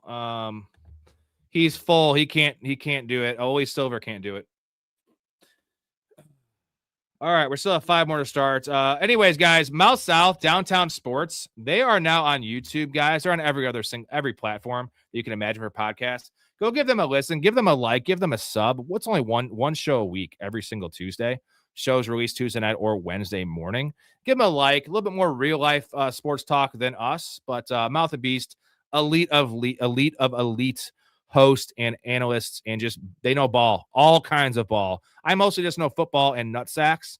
They know all the different sports. So give them a listen. That's Downtown Sports, where sports comes home. As well as one more time before this draft starts. People are dropping out of this, so it'll fill up. Shout out to the boys here in the Patreon supporting me, keeping the lights on here. As you guys know, besides just supporting me, which is a big perk, keeping the show on the air, keeping it strong, keeping me so I can do this without having a job and put 50 hours a week like I am with all the film watching, prep, time on air, which I want to keep on doing that for the foreseeable future, forever, hopefully, until I die, which hopefully is not for like 30 years, 40 years. You get to support me. Access to the Discord, which is the place to be. Community Fantasy Leagues, guys. We're doing a bunch of redrafts in August. Draft with us, draft against all of the hosts, all of the community members here, talk shit. You get access in the Discord to all of the co-hosts and all of the community members. DM, connect, learn some things, make some money on the bets. Also, guest appearances on the show. We had Dakota on Saturday. Mouth is a regular fucking member of the show now. Free merchandise giveaways, hats, shirts. If you can see it, I got hats. I got shirts giving away every single month, and access to the bets, boys. Even odds, player props bets. I don't fuck with lines. I know fantasy. I know player props. 96 and 58. You're not going to find that anywhere. A lot of people charge like $100 a month, $100 a week, whatever for bets. It's $10 a month to get these bets, as well as all the other perks. That is in the biggest tier, unless you want to become a fanatic, which is $22 a month. And that's guest appearance in the show live. I will help you draft with that perk. Oh, there's just check it out. Go to the website, professionalfanatics.com. Go to the link in this description of this video and hop on over and join us, join the community. And you can talk to Helen Hunt. She's in there as well. We have Helen Hunt in the fucking Discord, guys. Like, holy shit. Maybe now with Tiger Woods DUI, you might have Tiger Woods in the Discord. Who knows? You never know who's going to pop up in that bitch.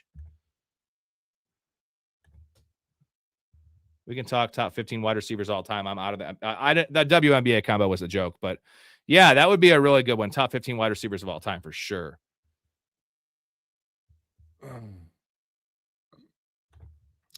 In half PPR, I like JT at 6. Full PPR, not as much. But hey, let's not forget, JT was catching a lot of passes last year with Daniel Jones. When I say a lot, like on pace for like 40 or 50, which is a lot for a player of his skill set and his touchdown upside.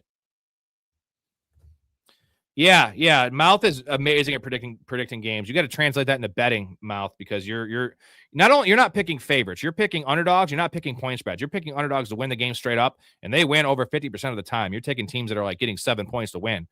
That's what's up. Yeah, Helen Hunt is probably in better shape than Patty Mahomes. Okay, this draft is just not filling up. We have 7 more to start. This is a little wild. Let's give it a little bit of time here.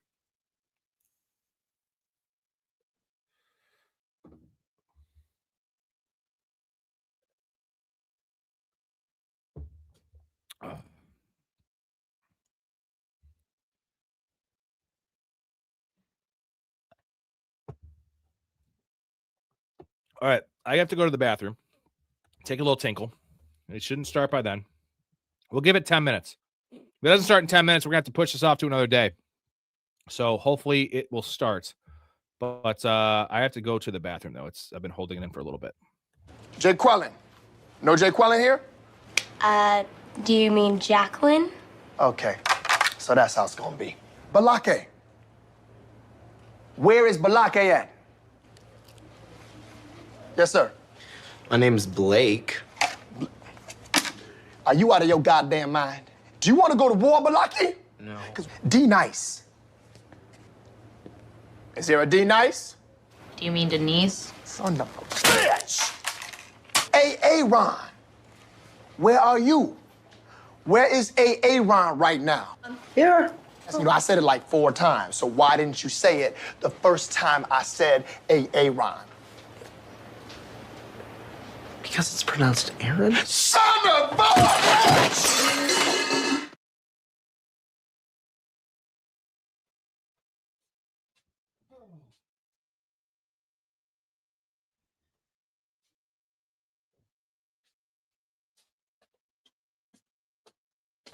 Get anyone to join yet? 7 more to start. What the hell, man?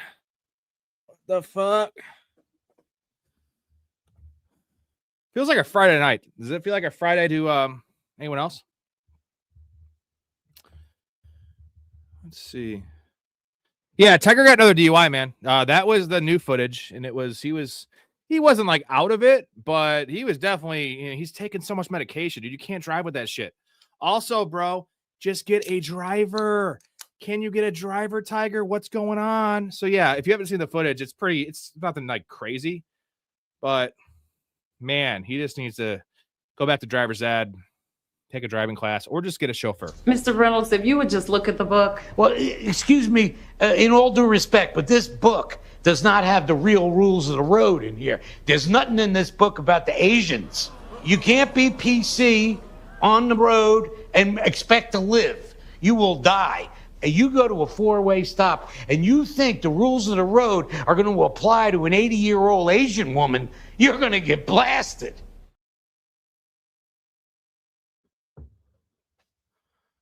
Yeah, check out the footage. It's pretty entertaining. Also, I would highly advise you guys to watch the Jay Nivey video, his live stream. That's more entertaining. Waiting on 5. Okay, we're getting up there. Hatcher says, Rob, how do you rank these wide receivers? Marvin Harrison, Larry Fitzgerald, Hines Ward, Reggie Wayne, Terrell, T.O. So Larry Fitzgerald is number 1. Man, I would probably rank it. It's so close there with Reggie Wayne and Hines Ward are last. That's my first inclination there. I got to look at some numbers, but I'm just thinking top of my head, Marvin Harrison was awesome, but he was also tied to Peyton Manning his whole career. So I'm going to just downgrade him a bit for that. T.O.'s numbers are unreal, but Larry Fitzgerald was the ultimate gamer. Again, the greatest stat in the history of NFL. More tackles than drops. So Larry Fitzgerald 1, Terrell Owens 2. That's like a 1A, 1B. Marvin Harrison 3. And then I'm going to go Hines Ward over Reggie Wayne because Hines Ward was fucking, that dude was the ultimate Swiss Army knife. One of the best blocking wide receivers in the history of the league. Fucking pitbull, man. So that's my list there. So I said Larry and T.O. I'm going to put them as a tie, actually. I can't pick one. T.O. has way better numbers, but Larry Fitzgerald he was a metronome. Also a great blocker, great teammates, where Terrell Owens, had his moments. So Fitzgerald, T.O., Harrison, Hines Ward, Reggie Wayne. Give me your rank in the chat, guys. Give me your rank in the chat. You know what, Mouth? I really don't want to do it. I have my other here. I'm going to keep this screen up here. I'm going to check. I'm going to join a $10 right now just to see how many it says. If it's less than like 4 or 3, we can hop out of here. Let me check.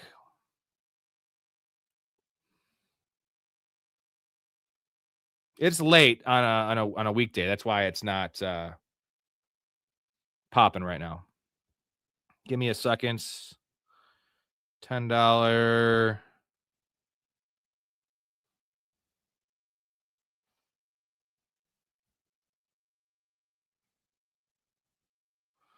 Mine says, yeah, this says 4 as well. So I might as well stay on this one.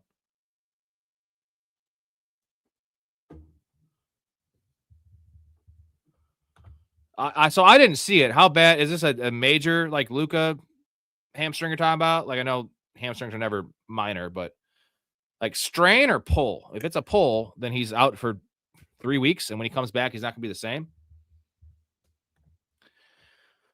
Michael, I am more into Roma Dunze this year than Luther Burden. Luther Burden has more upside because I've actually seen it.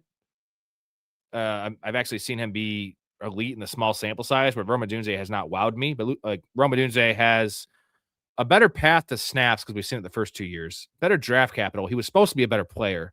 Still a year 3 guy. That entire class, the 2024 receiving class, all sucked last year. Like none of them had good years. Brian Thomas was awful. Ladd McConkey was awful. Marvin Harrison was awful. Roma Dunze was awful. Malik Neighbors got hurt. So I'm going Roma Dunze still, and especially going Roma Dunze since he's going later.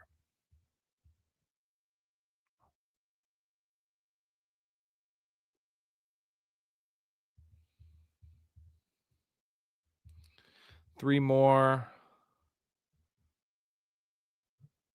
Oh, he's talking fantasy. No, Devious. We're in we're sticking to the $3 ones. Like I said, I don't like doing, I know $10 isn't a lot, but when you do 500 of these all year, it is. And I always stick to my mantra, guys. You need to have 5 times more money in redrafts than best ball. I'm gonna have about $1,000 in best ball this year. Ideally, I'm gonna have 6,000, 5 or 6,000 in redraft. You have to have more money in, like 5 times more money in redraft if you want to actually play it properly, right? It's like, if you're an investment banker, like there's formulas, there's ways to make your clients money. And I wanted to give you the formula. And especially if we're talking tournaments, if you're doing like sit and goes, the one league kind of situations where there's no playoffs, then that's fine. You could do as many best balls as you want. But in these tournaments, man, like most likely you're not going to make money in the long run because you need to win one or get at least a couple championships to return money. And it can go wrong. Redrafts, I know we're going to make money, guys, because we have waiver wire, we have trades, we have start sit, we have all those things. We have an edge on those. Once this draft's over, injuries and all those other things are out of our hands. I just love best ball for the practice. I just love drafting. definitely for the contents, but I did 500 drafts last year. I streamed like 3 of them. I started streaming all of my actual redrafts. Yeah, 100%. Like the 12 teamers, dude. Like the years I didn't do any tournaments. I doubled my money every year. Instead, I started doing tournaments. I'm barely scraping by, and I'm usually losing like $300-400 on my bad years. Where I haven't actually, I think I've only won 1 year out of the 3 in tournaments, just because it's hard. You can advance to the second round in like 20% of your leagues and actually barely make money.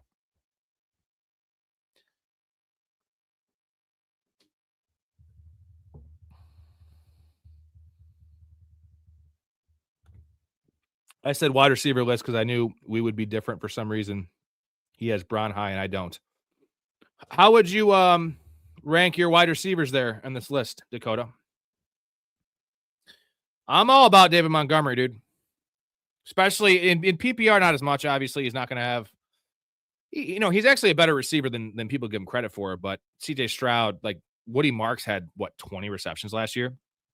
He comps as a receiving back, and he was playing all those snaps. CJ Stroud doesn't really check the ball down. He just takes a sack or throws a pick when he's under pressure. So, but I love the touchdown upside. I love him being paired to that defense, especially. I have 9. Mouth has 11. Fuck, god damn it. You have Dakota has 5. Me and Mouth is always like 1 or 2 picks away.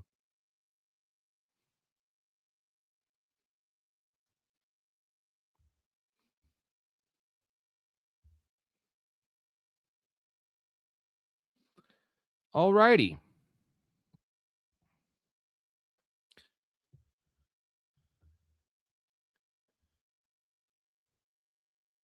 All right, Mouth. Good luck, buddy. I wanted to go TO, but like I'm almost going like doing what you would do with just like I want to pay the respect to the guy that had no scandal, no issues with quarterbacks or anything with teammates. The guy was just he didn't miss games.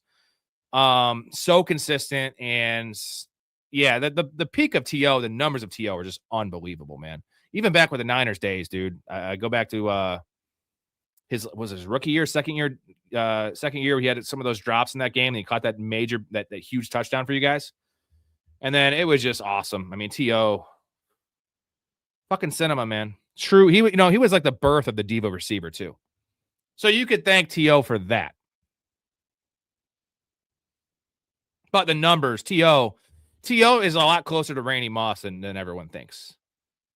Like Randy Moss's peak he had 2 peaks. It was the Patriots was the second peak, and the first peak with the Vikings was, rookie year. What do you have? 15 touchdowns? Unreal. Randy Moss was just a fucking freak, man. I feel like a lot of people would like just not thinking about it, looking at numbers, would be like he was closer to Ocho Cinco than Randy Moss. Like not even close. Ocho Cinco was fine. He was very good, but short prime. Made a lot of noise, did a lot of talking, had a lot of dancing, but nowhere near the player of TO. Oh, Jesus, dude. Jamar Chase at 5. The fuck, bro? Puka? Okay. That's stupid.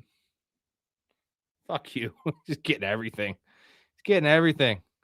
I'm giving it all I got.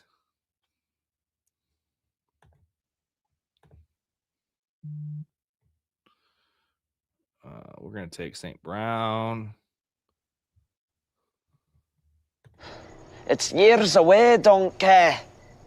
Jesus Christ. You ooze talent.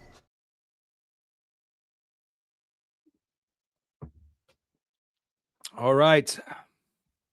Let's see what Mouth has in store for us at 11. Chase at 5. That's just so Chase at 5. You got CeeDee Lamb at 12. The draft before. He goes 8 in this one. Jamar Chase should be the 3rd pick. Like, no questions asked, the 3rd pick. I was saying on last night's stream, Dakota, in a full PPR, I know the running backs is a scarce position, and both Bijan and Gibbs, it's too good to pass up with like no backups there. But you could argue Chase at 1. Like, just Chase has that. His best season is going to be better than those guys. I truly believe that. It's, 1,800 yards. It's 15 18 touchdowns. It's 130 catches.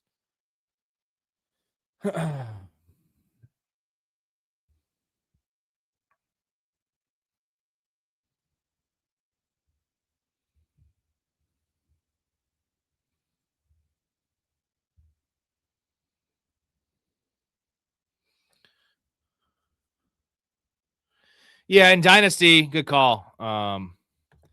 Yeah, T.O. has better stats, but we all know Randy Moss is a better player. So we're going to take Mr. Saquon Barkley here. In Dynasty, wide receivers are just so much more valuable because they last longer. You know, I mean, look at what Devontae Adams just did at age 34. Like, there is no running back. Even Saquon Barkley, he won't even be in the league at 34, I don't think. So, like, Hopkins had a pretty nice little resurgence there, like in his early 30s. So, wide receivers are it's longevity, baby. You had to put Moss over him because of Moss's ceiling was it's not even, you know what it also is? Randy Moss had more of an impact when he wasn't, not saying blocking, but like it's the sacrificial X thing. Like he drew more coverage. He was more respected and he took the top off the defense a little more than T.O. T.O. was probably better with Yak, right? With the ball in his hands. And Randy Moss still had better hands. But like his real life impact was better than T.O.'s. So that's the edge, right? And you gotta realize Randy Moss lost a year and a half. Was it 2 years? A year and a half of his career in Oakland.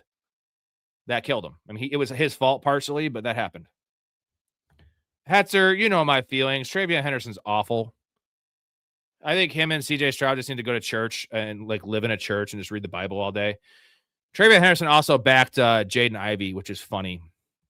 Go get him, buddy. You tell him. You show him who's boss. But no, I don't think TreVeyon Henderson's very good. I said that before the draft. I said that during the season. He couldn't even. I mean, come on. He's losing so many snaps to Ramondre Stevenson, who's just a guy. They like Ramondre Stevenson. They paid Ramondre Stevenson. He's 235 pounds. Better in pass pro. Honestly, a better receiver, too. It's crazy to say because TreVeyon comes out as a receiving back, but he's a more polished, better NFL-ready receiver. TreVeyon down the road, I don't mind. I think he could be a buy low in Dynasty, although the thing is the community just loves this guy. So you're not getting any value on him, even this year. Like, he's going 30 picks ahead of Ramondre Stevenson. Ugh. You son of a bitch, Dakota. Thanks for making the channel seem legitimate. I didn't even want the first pick in I wanted the second or third pick. No, I do it all legit, bro. I know you're just fucking with me. It's Kyler Murray, and I'd say 95%. It's Kyler Murray, quarterback one in Minnesota. The fact that they signed Carson Wentz, they don't even trust JJ McCarthy to be their backup. There's no way it's JJ McCarthy unless Kyler gets hurt. Kyler's locked in, man. This is it for Kyler Murray. If he wants to make more money and stay in the NFL, and if he plays amazing under Kevin O'Connell, we're talking leads him to the playoffs or has, a resurgence and it looks good on film, he's going to make $40 to $50 million a year. He's only going to be 29 years old. So if he likes money, it's time to be locked in is right now. Okie dokie. This is gross, but I'm going to take Breece Hall. Pretty fucking gross. Mouth has A-Chain and Jefferson. Jamar Chase, Drake London, AJ Brown for Dakota. I'm going to start calling you Cody. I'm guessing you don't like Cody. Do you like Cody, Dakota?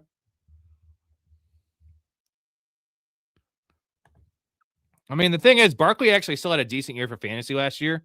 It seemed more frustrating than it was because of the lack of pass catching, and then Dallas Goedert scoring 13 touchdowns. So it was like right in front of you. Also didn't look great. He definitely looked 30% worse than the year before. I feel like he'll be more spry this year. Well, less workload than he had last year. The offense will be better. It can't be worse. And if AJ Brown's gone, especially.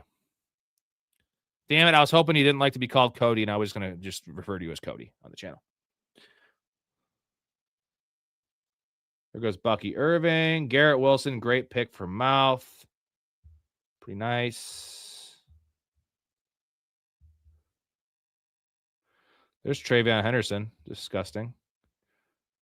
I don't like any of these dudes. Maybe I'm an Ibuka guy tonight. Who to take?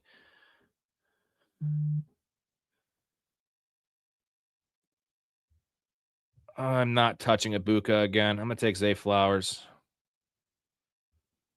Mouth with Javonte, A-Chain, Garrett Wilson, Justin Jefferson. Definitely a better start.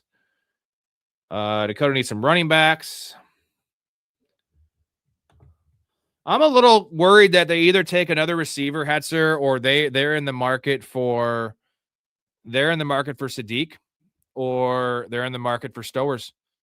And that would be not good for Ibuka, right?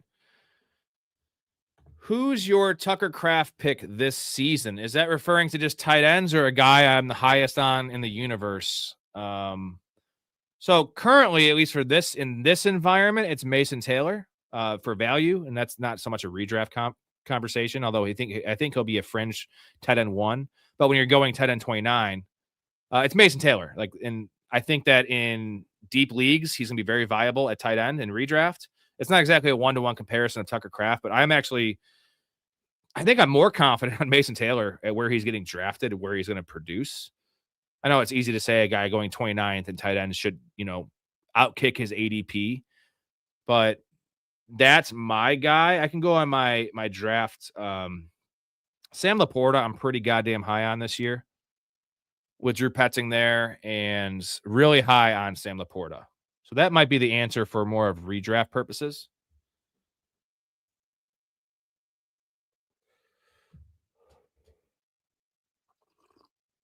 It's hard for me to really go out and tell you these things right now because the draft hasn't happened, right? So I have to see what these teams do, and that will tell us a lot of what they think of certain players. And a lot of the guys I'm targeting, Garrett Wilson's a guy.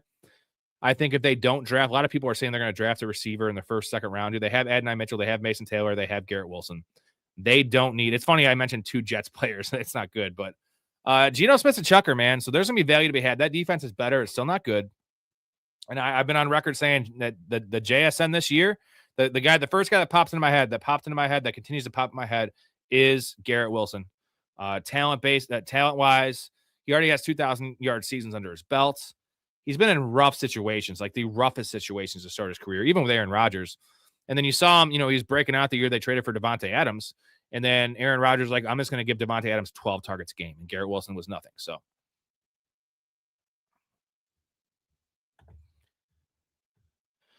Yeah, Hetzer, I get it. I'm treating it almost like it's an ACL. You know what I mean? Like longer than it would be for a normal back injury. But I'm not going to give you him as a name right now because, again, I got to see what they do in the draft. If they draft someone in the 3rd round, 2nd round, maybe different. But, I got to see the reports on his health too.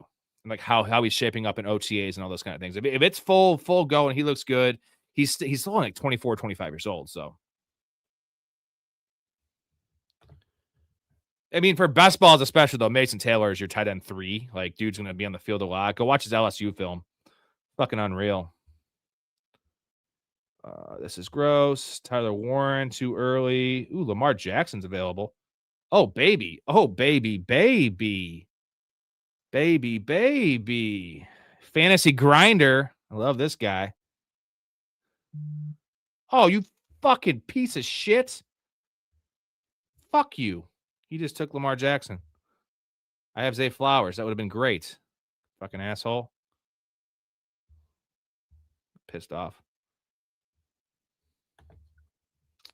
I'm not getting soft in my opinions. I'm not going to give you I'll give you opinions all day, but when he mentions Tucker Kraft, that's very close to my heart because I know a lot of you guys weren't around in those streams. I had Tucker Kraft in 19 of 36 redraft leagues last year. I've never been more convicted on a player in my life than I was in Tucker Kraft last year, and it sucks he got hurt, but we all saw that was beyond a right call. That was the perfect call. That was the best call. So when you throw that name out there for me, that's when I'm not just going to throw out names willy-nilly. Like, that's where I know it's going to work. I know it's awesome. That's why I said Mason Taylor, but it doesn't really work for redraft purposes. And the draft hasn't happened yet. So give me a month, and I'll give you 5 fucking names. And when I start doing this, that's when I get auto-drafted. So I'm trying to get the comments, draft, keep my wits about me a little bit. J. Harvey. Okay. I got some dudes here. There's some dudes here. Mouth with Tate, Tootin, Williams. You got 3 awesome running backs. That's solid. So give me my dude here.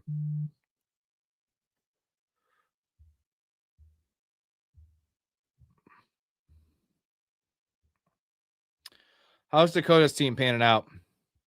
Loveland at 44.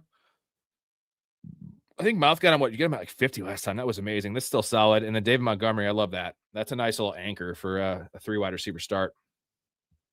I'm sitting at St. Brown, Zay Flowers, Roma Dunze, Marvin Harrison, Saquon, and Breece Hall. I really just wait at tight end and quarterback. Scat, hoping he looks the same. What scares me, Michael, is all the noise about them, possibly signing Kenneth Walker, signing ETN. Now will they take Jeremiah Love? Like, I don't know how valid those reports are. But like, we got to remember, Scatterbo was a 4th-round pick. Tyron Tracy was a 5th-round pick. So they're not really tied to these guys. And that was a gruesome injury. So I love Scatterbo. I think they also realize that he's not long for the NFL in terms of like availability, because the dude just runs into brick walls. So like going into a year with him as your one, like if he's there's no way he's not having a concussion. Like there's just no way. There's no way he doesn't get hurt. So like that just kind of gives me pause about Scatterbo. Like how do they actually view him? Because the fantasy stuff was awesome. Catching passes, scoring touchdowns, that's what fantasy dreams are made of. But real life wise, was Scatterbo really that good last year? He was fine. He's good. He's slow. His vision isn't great. He's not elusive. Dakota, why don't you and Storey sit side by side at the table anymore? Well, I do these streams every night. Storey lives, it's not far. He lives 25 minutes from me. And it's just easier to do this. I know I do prefer, if I could choose, like in person's the best, because it's more of a hangout. And that is ideal, but it's also like it's louder when my wife's sleeping. In general, I just think this is just much more convenient. We will probably get together, but right now we can't on the streams with the way it's set up because there's an echo, like when he has his mic going on. So that's the issue there. We'd have to record something and put it out, but that's not I think everyone likes the live streams. And he can't interact with the chat in that case. I'm convinced that Scatterbo probably had 2 concussions last year, but Brian Daboll was his coach, and he doesn't acknowledge that concussions exist. Here goes Michael Wilson.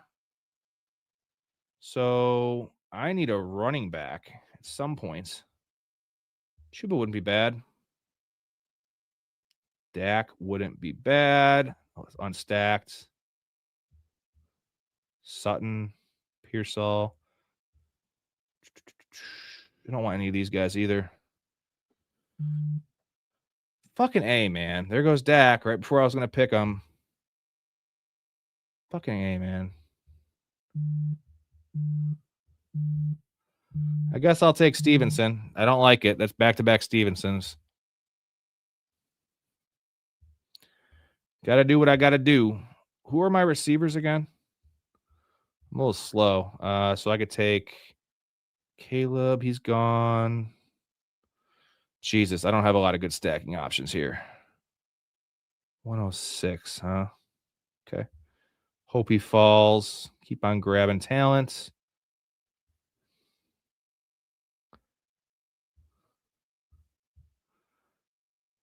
I like that. All right, let's get back to the board. There goes all the quarterbacks. Fuck. Yeah, man. Dakota, I have a whole new segment, man, for shorts. We're doing the fantasy girl. She's a fantasy girl. She's reading. She's gonna have some of her own takes as well, since she does play fantasy. But she's gonna take some of our takes in a pretty, somewhat revealing outfit. A lot of outfits, if it works, and reading off the stuff, which is gonna bring in new people. And then as well, we'll be in our draft. She'll be sitting next to me, and we'll be on her drafts. We draft together, and that'll be a good time. Dude, how is Cortland Sutton still available? Fuck you, bro. Fuck. It's getting fucking lit. I'm taking Brock Purdy. I'm taking a fucking I don't care. Unstacked Brock Purdy. I don't give a shit. I'll take a tight end or something there.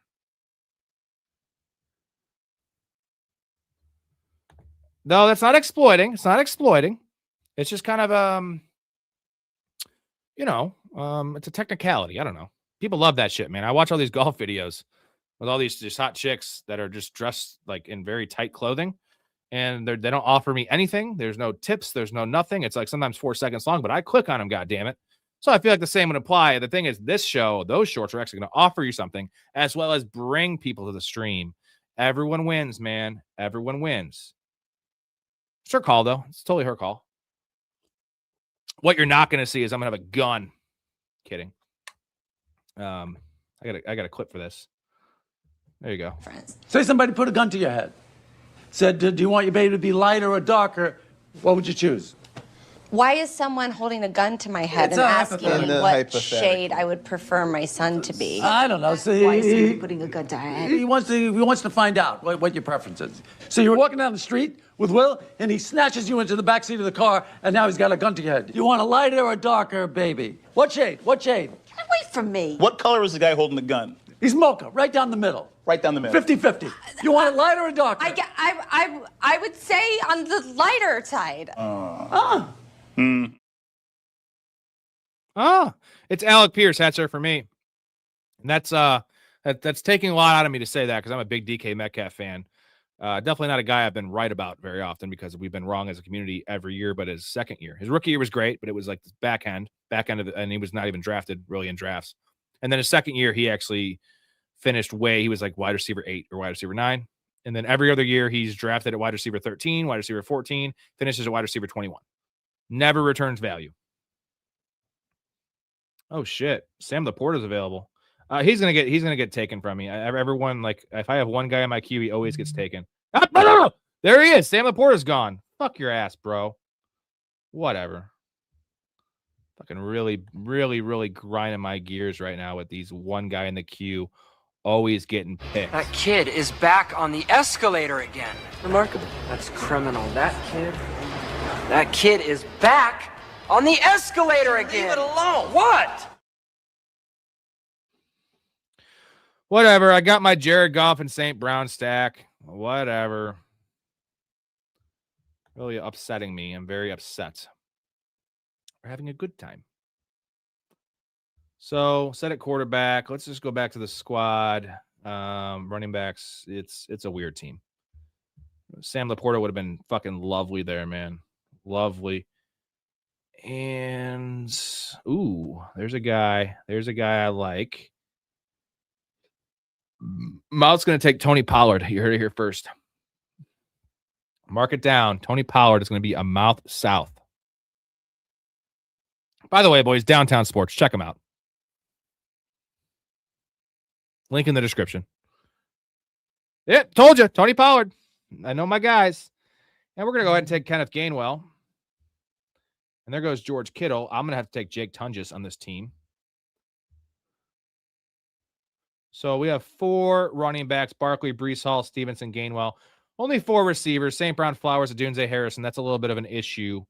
No tight end, but our quarterbacks are strong. Brock Purdy and Jared Goff. Don't hate them.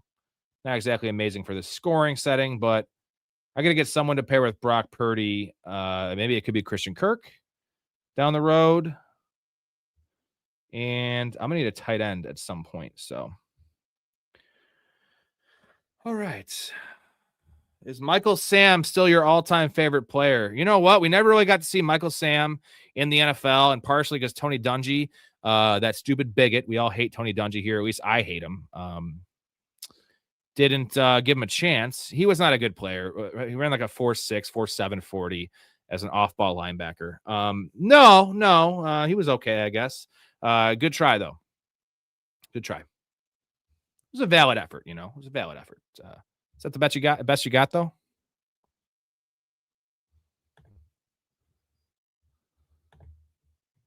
Your hands are what makes it possible. Your shoulder pads are hard and stiff. Your hands are tender and they can move and caress the ball. that's kind of gay, but hey. We just got a quarterback run here with Jordan Love, Baker Mayfield, Tyler Shuck. You have a similar situation I had last draft, Dakota, with Baker being your number one. I don't hate it. Because Baker is not top 5 upside, but definitely top 8 upside, and you're getting him it's insane. He's such a good value this year. I think we all forget that Baker, these years where he struggles, the last year in Cleveland, last year in Tampa, he was hurt. You know what I mean? Like, he was hurt. So, and he has sneaky rushing upside, dude. Good for 3, 4, 5 touchdowns on the ground. Good for 350 yards on the ground. Like, that shit adds up. So he's not Jared Goff, right? Like, I think I actually would take Baker ahead of Jared Goff. Jared Goff just has such a nice floor. Like, every year with that offense, it's like 43, 44, 4,500 yards, 33 touchdowns, but nothing on the ground. I took Goff over him this draft because I have St. Brown, to clarify. Quarterbacks are just dead now. There's nothing left, man. There is nothing left. And I need wide receivers, so I'm in a pretty good spot. I also need tight ends. Ibuka's okay. You know, they have Kenneth Gainwell now, which is nice, Dakota.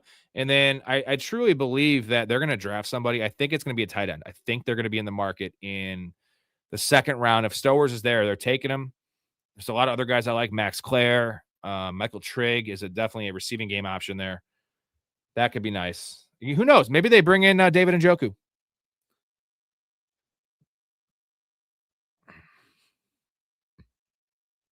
So Gainwell, man, my running backs are stacked. My receivers are shit. We're just going to get ourselves on the Matthew Golden train, boys. Let's get it. Second-year receiver. Like him in best ball more than redraft, and that is 5 receivers.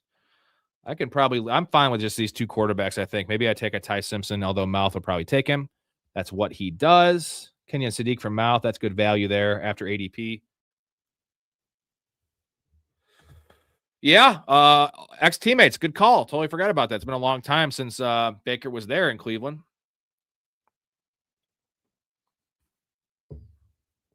There goes McMillan. God damn it. Juwan Jennings still unsigned, guys. It doesn't look good for him. Cam Ward. Jesus fuck. I'm gonna take some upside here with Denzel Boston. I feel like he could go to a team, be a number 2 right away. Don't like that pick though. That is just not a good pick. I just said it. And that is Reunited, and it feels so good. Reunited, and it feels so good. Yeah, David Njoku's also no slouch as a blocker. I think Cade Otton's definitely a better blocker. But David Njoku has some juice left, man. I will say, though, he's still kind of young. Someone could check this for me. I think he's like 29. But David Njoku was a 20-year-old rookie. He was one of these Kyle Pitts, one of these really, really young prospects coming out. So he has 8 or 9 years under his belt. So he's got some miles on him for his age.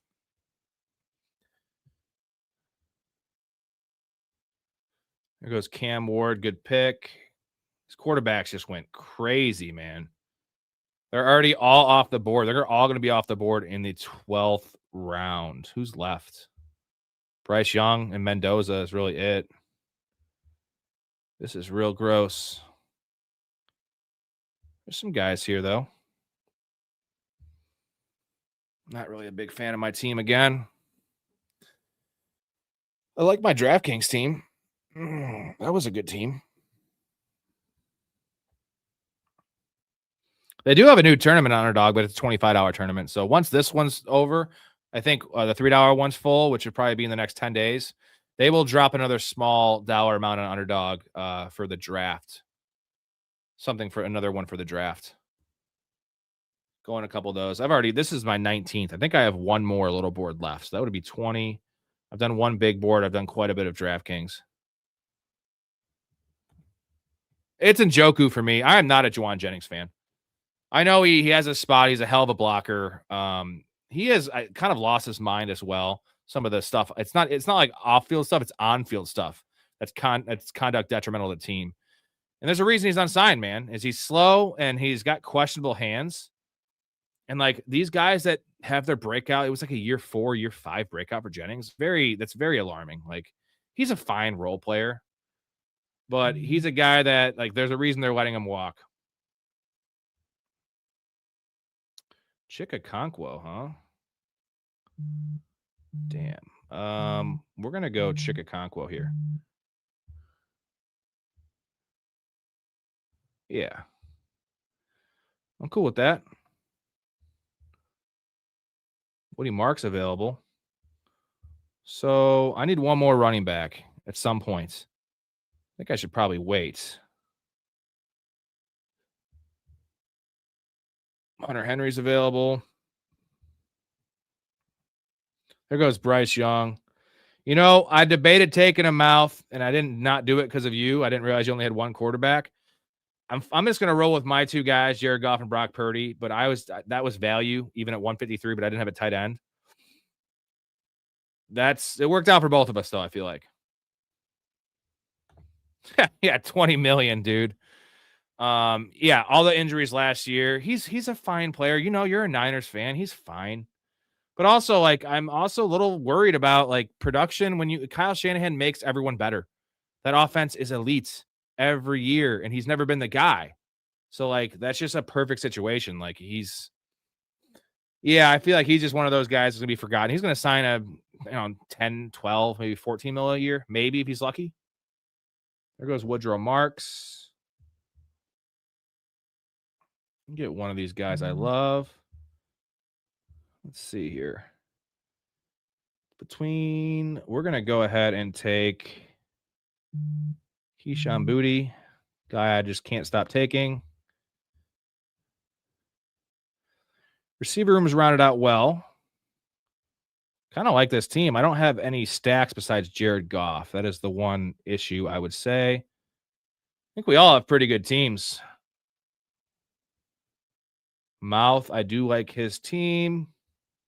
Let's take a look. Your team better be good. You got Jamar Chase at 5. Chase, London, Brown, Loveland, Montgomery, Harvey, Algier, Metcalf, Corum. Ooh, Josh Downs. This is a sexy fucking team. This is a sexy team. Well, there you go. That might be your answer, but unfortunately, he seems like a guy that's I feel like a lot of players just don't like Kyle Shanahan. It's not the first time it would happen, and like the Brandon Ayuk thing just tips it over the scales for me.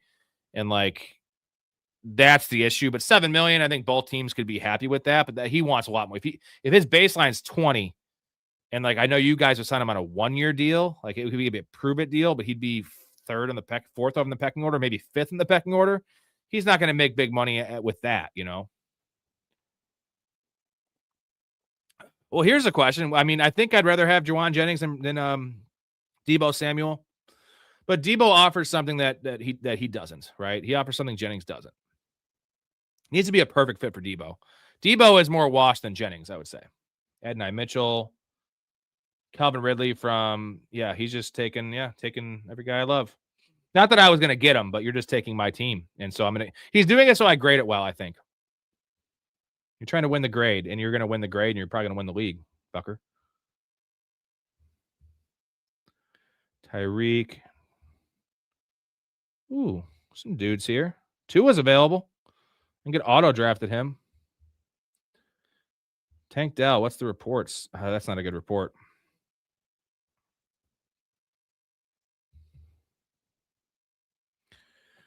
Oh, how does the board look for tight ends?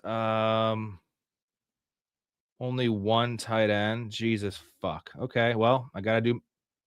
No. Dude! This guy took Mason Taylor as his 3rd tight end. People are wising up, man. I don't like it. I don't like it one bit. Fuck. I'm not just going to reach on him. I have too many shares to reach on the guy. We're going to get Trey Harris here and end our wide receiver room with 8.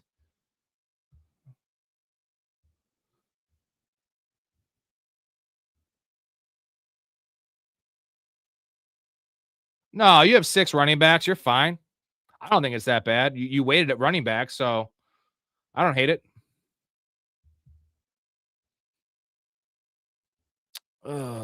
Okay. I know what I'm doing. Okay. Tajay. That could be a nice pick. AJ Barner from Mouth.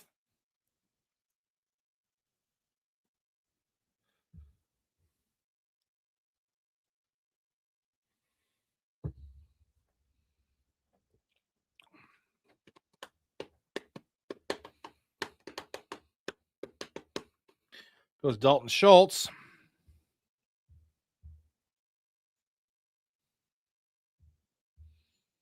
Can't take one of those. I got to take one more running back.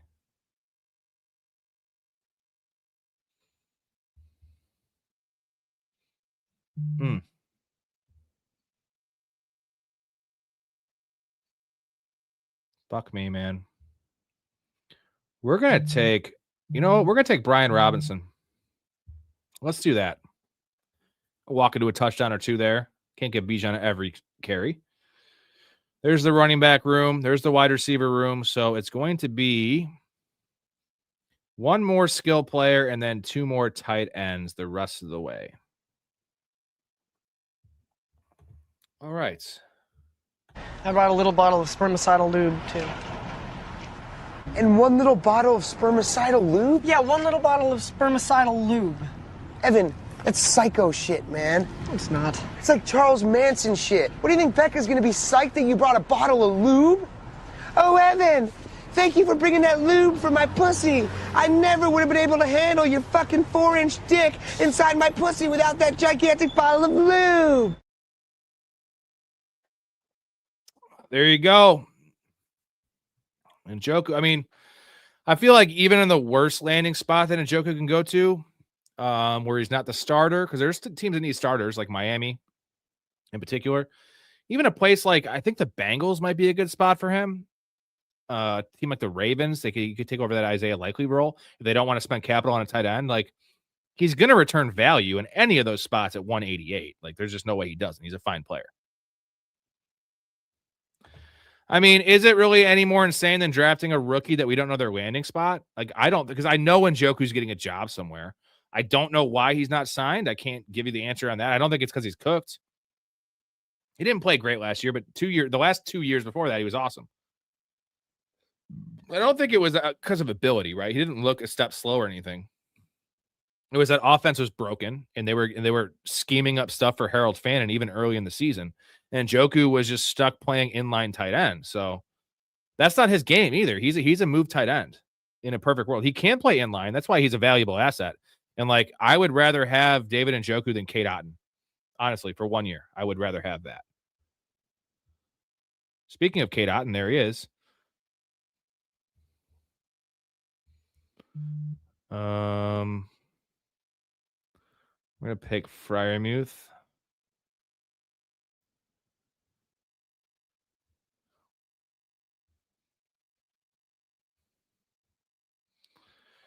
And then I got my last pick here. There's still 2 more picks. So, shit. Do I need another? The fuck? I feel like my team's full. I only have 2 quarterbacks. That's why. I think I'm going to roll with 2 quarterbacks in this team. So we're going to go ahead and do this. Once Mouth picks, I can set my cue. Oh, he's not going to take him. I take Jake Tunges to pair up with Brock Purdy, give me some early season production. Who knows with George Kittle's knee or Achilles, pardon me. You took Kamara? Oh, see, now you're getting the same issue that I have. Distractions. That's why Mouth's like, I'm loading up and not getting in the chat. Aaron Rodgers. We're going to take Tunges. So now you might have too many running backs with Alvin Kamara. Now you might have an issue. 3, 4, 5. You have 6 receivers and 7 running backs. You know what, though? You did wait at running back, Dakota. So, like, I would rather have that than in your team have 9 receivers because, like, those are wasted picks because you went wide receiver with studs. So I'm never upset with taking an extra guy at a seemingly weak position. I would prefer one or the other, not both, but it is what it is. That's why the nice thing is these are 20 rounds. Typically, underdogs are 18 rounds. That's why I also prefer DraftKings because they're all 20 rounds. And I feel like a smarter fantasy player has edge with the last two picks because a lot of guys are just like throwing darts. There's the Deshaun Watson pick. There he is. This motherfucker can't help himself. He could not help himself. He absolutely loves Mr. Handjob Deshaun Watson. And I you know what? I salute you, my dude. I salute you. That kid is back on the escalator again. Remarkable. That's criminal. That kid is back on the escalator again. Leave it alone. What?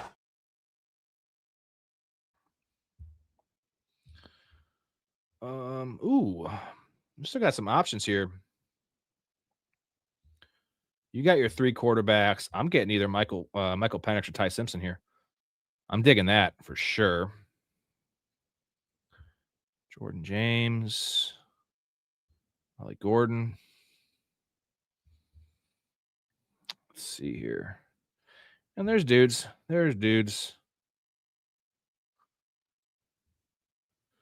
I know you're not taking a running back, so I can't put those guys in my queue. Don't have to worry at all there. Value up.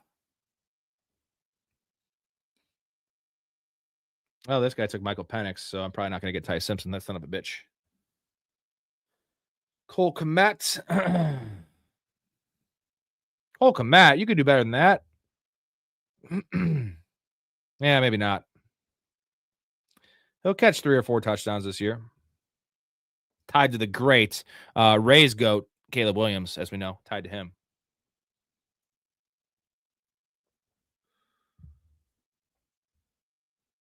Man, I'm going to get... Man, I might not get him. I think I'm going to get Ty Simpson. Let's go. Let's do it. Take Ty. And then there goes Jordan James. And then we're going to go ahead. Dude, maybe I take a look here. 5 running backs. I need one more running back. My wide receivers are fine, dude.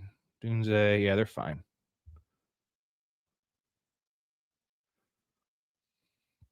I see. You got the dual tight ends there for Chicago. I see what you're doing there. Give me my boy Ollie Gordon. Come on. Make it happen. Make it happen with Ollie Gordon. Make it fucking happen. Chris Bell, that's a wasted pick, man. I love Chris Bell, but coming out of Louisville, but he tore his ACL late in the season. He's not seeing the field till the back half of the season as a rookie. Not my bag there, brother. There we go. Ollie Gordon, last pick. Don't mind that one. 6 running backs. I went 3-6-8-3, which is probably one of my favorite number builds to have there. 3-6-8-3. Very balanced. There goes Najee. Mouse, last couple picks. Shador Sanders, Ontavian Wicks. Pretty nice. Shador's his 3. Okay, his quarterback room's a little weak, but I know he's a fan of Shador. Mouth loves Shador. Dakota loves Deshaun Watson, so they'll be the only people in the country anxiously awaiting the winner of that quarterback battle, as well as the few Jerry Jeudy dynasty owners, if there's any of them left. They've gone the way of the newspaper. There's not many of them. Might be a few. Jahan Dotson. He's taking notes. You're taking some notes, ain't you, Dakota?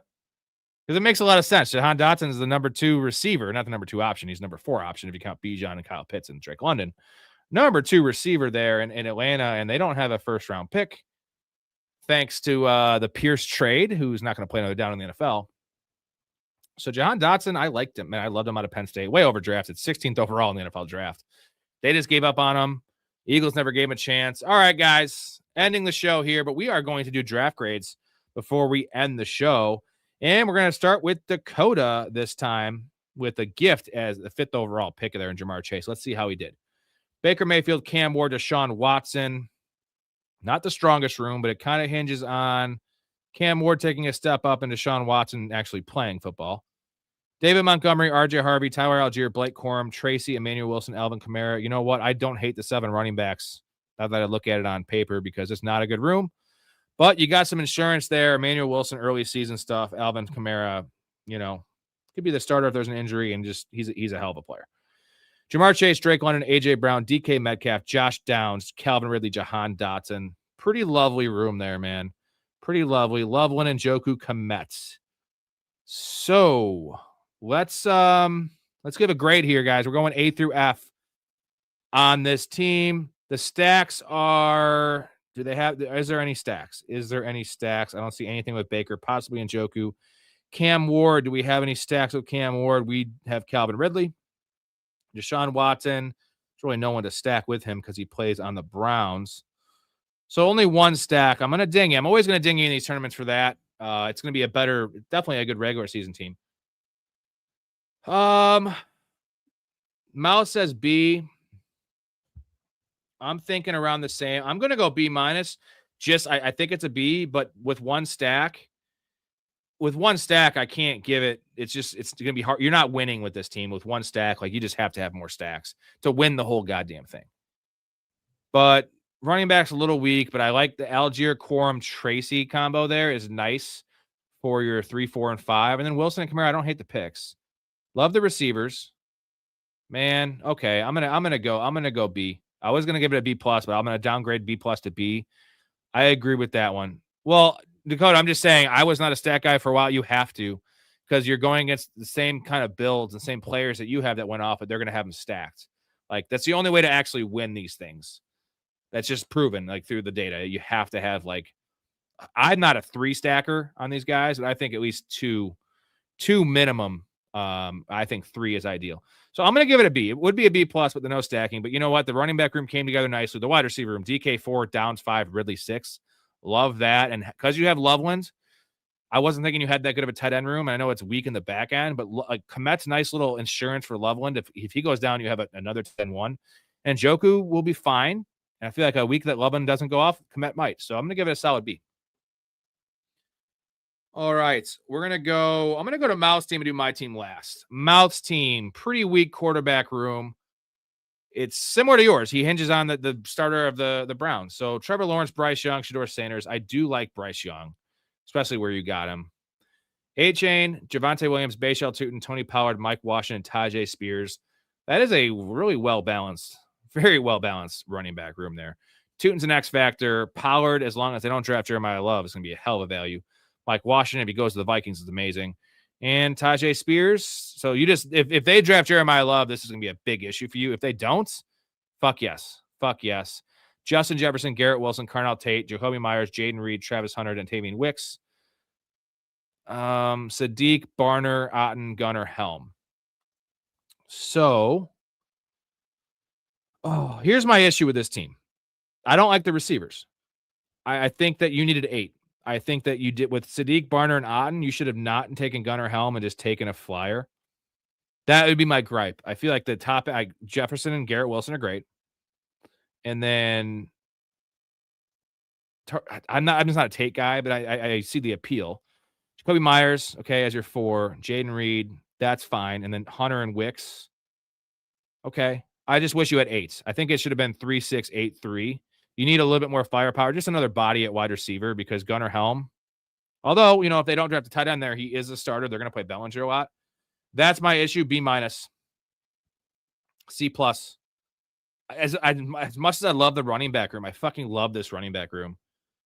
And let's look at stack wise. Trevor Lawrence. So Trevor Lawrence and Travis Hunter. Trevor Lawrence and Bryce Young. Am I missing something here? And then Shedeur Sanders. So the stacks aren't insane. Oh, you have Jacoby Myers. My bad. So, okay, you got the double stack with Trevor Lawrence. That is cool. So there is definitely some major upside in this team. Because of that, I'm going to go B minus because of the major upside in the stacking. But I'm just not in love with this wide receiver room at all. I'm just not. So what is your grade, Dakota and everyone else? Hetzer says B.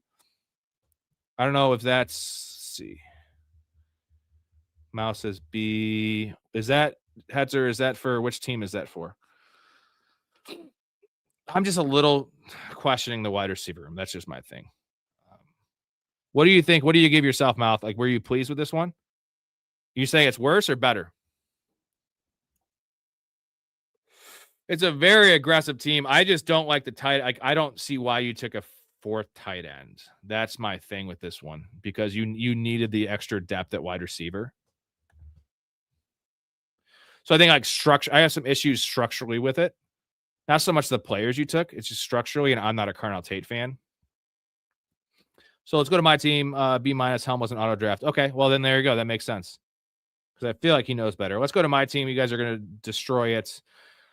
Brock Purdy, Jared Goff, Ty Simpson. We have Saquon, Breece Hall, Stevenson, Gainwell, Brian Robinson, Ollie Gordon. St. Brown, Zay Flowers, Roma Dunze, Marvin Harrison, Matthew Golden, Denzel Bosch, and Keyshawn Boutte and Trey Harris. Chickaconquo, Pat Fryermuth, and Jake Tunges. So stacking wise, we do have only Brock Purdy and Jake Tunges. Jared Goff, we have stacked with St. Brown and Ty Simpson. We don't know where the hell he's going. So not exactly a very stack-heavy team. It just seems very, very average to me. I do like the quarterbacks.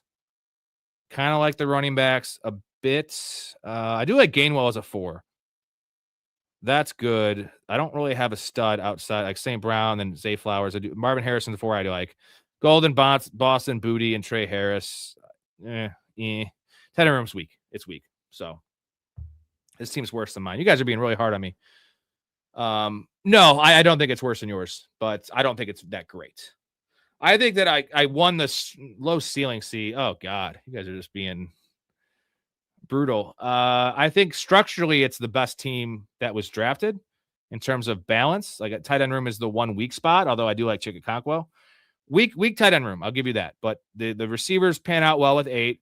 The running backs of Kenneth Gainwell is nice, and then my quarterbacks are really good. The best quarterback room of the bunch. So I think it's a very safe team, and that's what you say, low ceiling. I think it advances. I do think it has a good chance to advance. I don't know how much damage it's doing if it advances. So I don't even know, man. I'm not going to say A. I'm not going to even say B. It's between C plus and B, somewhere in that range. That gives that's 2 grades. That's B and B minus. It's between those 2. Let's go look at Mouse Team. Let's just compare it because I don't know. I do have to get out of here. And my dogs have not been on a walk because it's been raining all day. Trevor Lawrence, Bryce Young, Shedeur Sanders. The running back rooms are really, really comparable. My quarterback room is better. My wide receiver room is better. Right? Jefferson, Garrett Wilson, Tate, Jacoby Myers.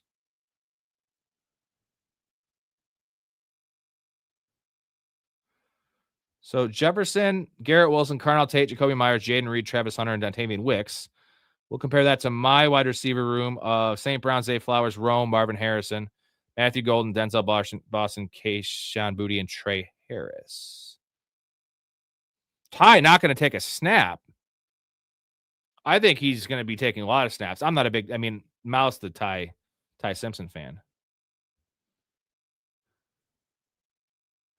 Yeah, you do have, that's the thing. Your team is fucking bonkers with that shit. If the Jaguars go off, I think my concern with your team, we have opposites. Like your team could go all the way with that crazy stack, that thing.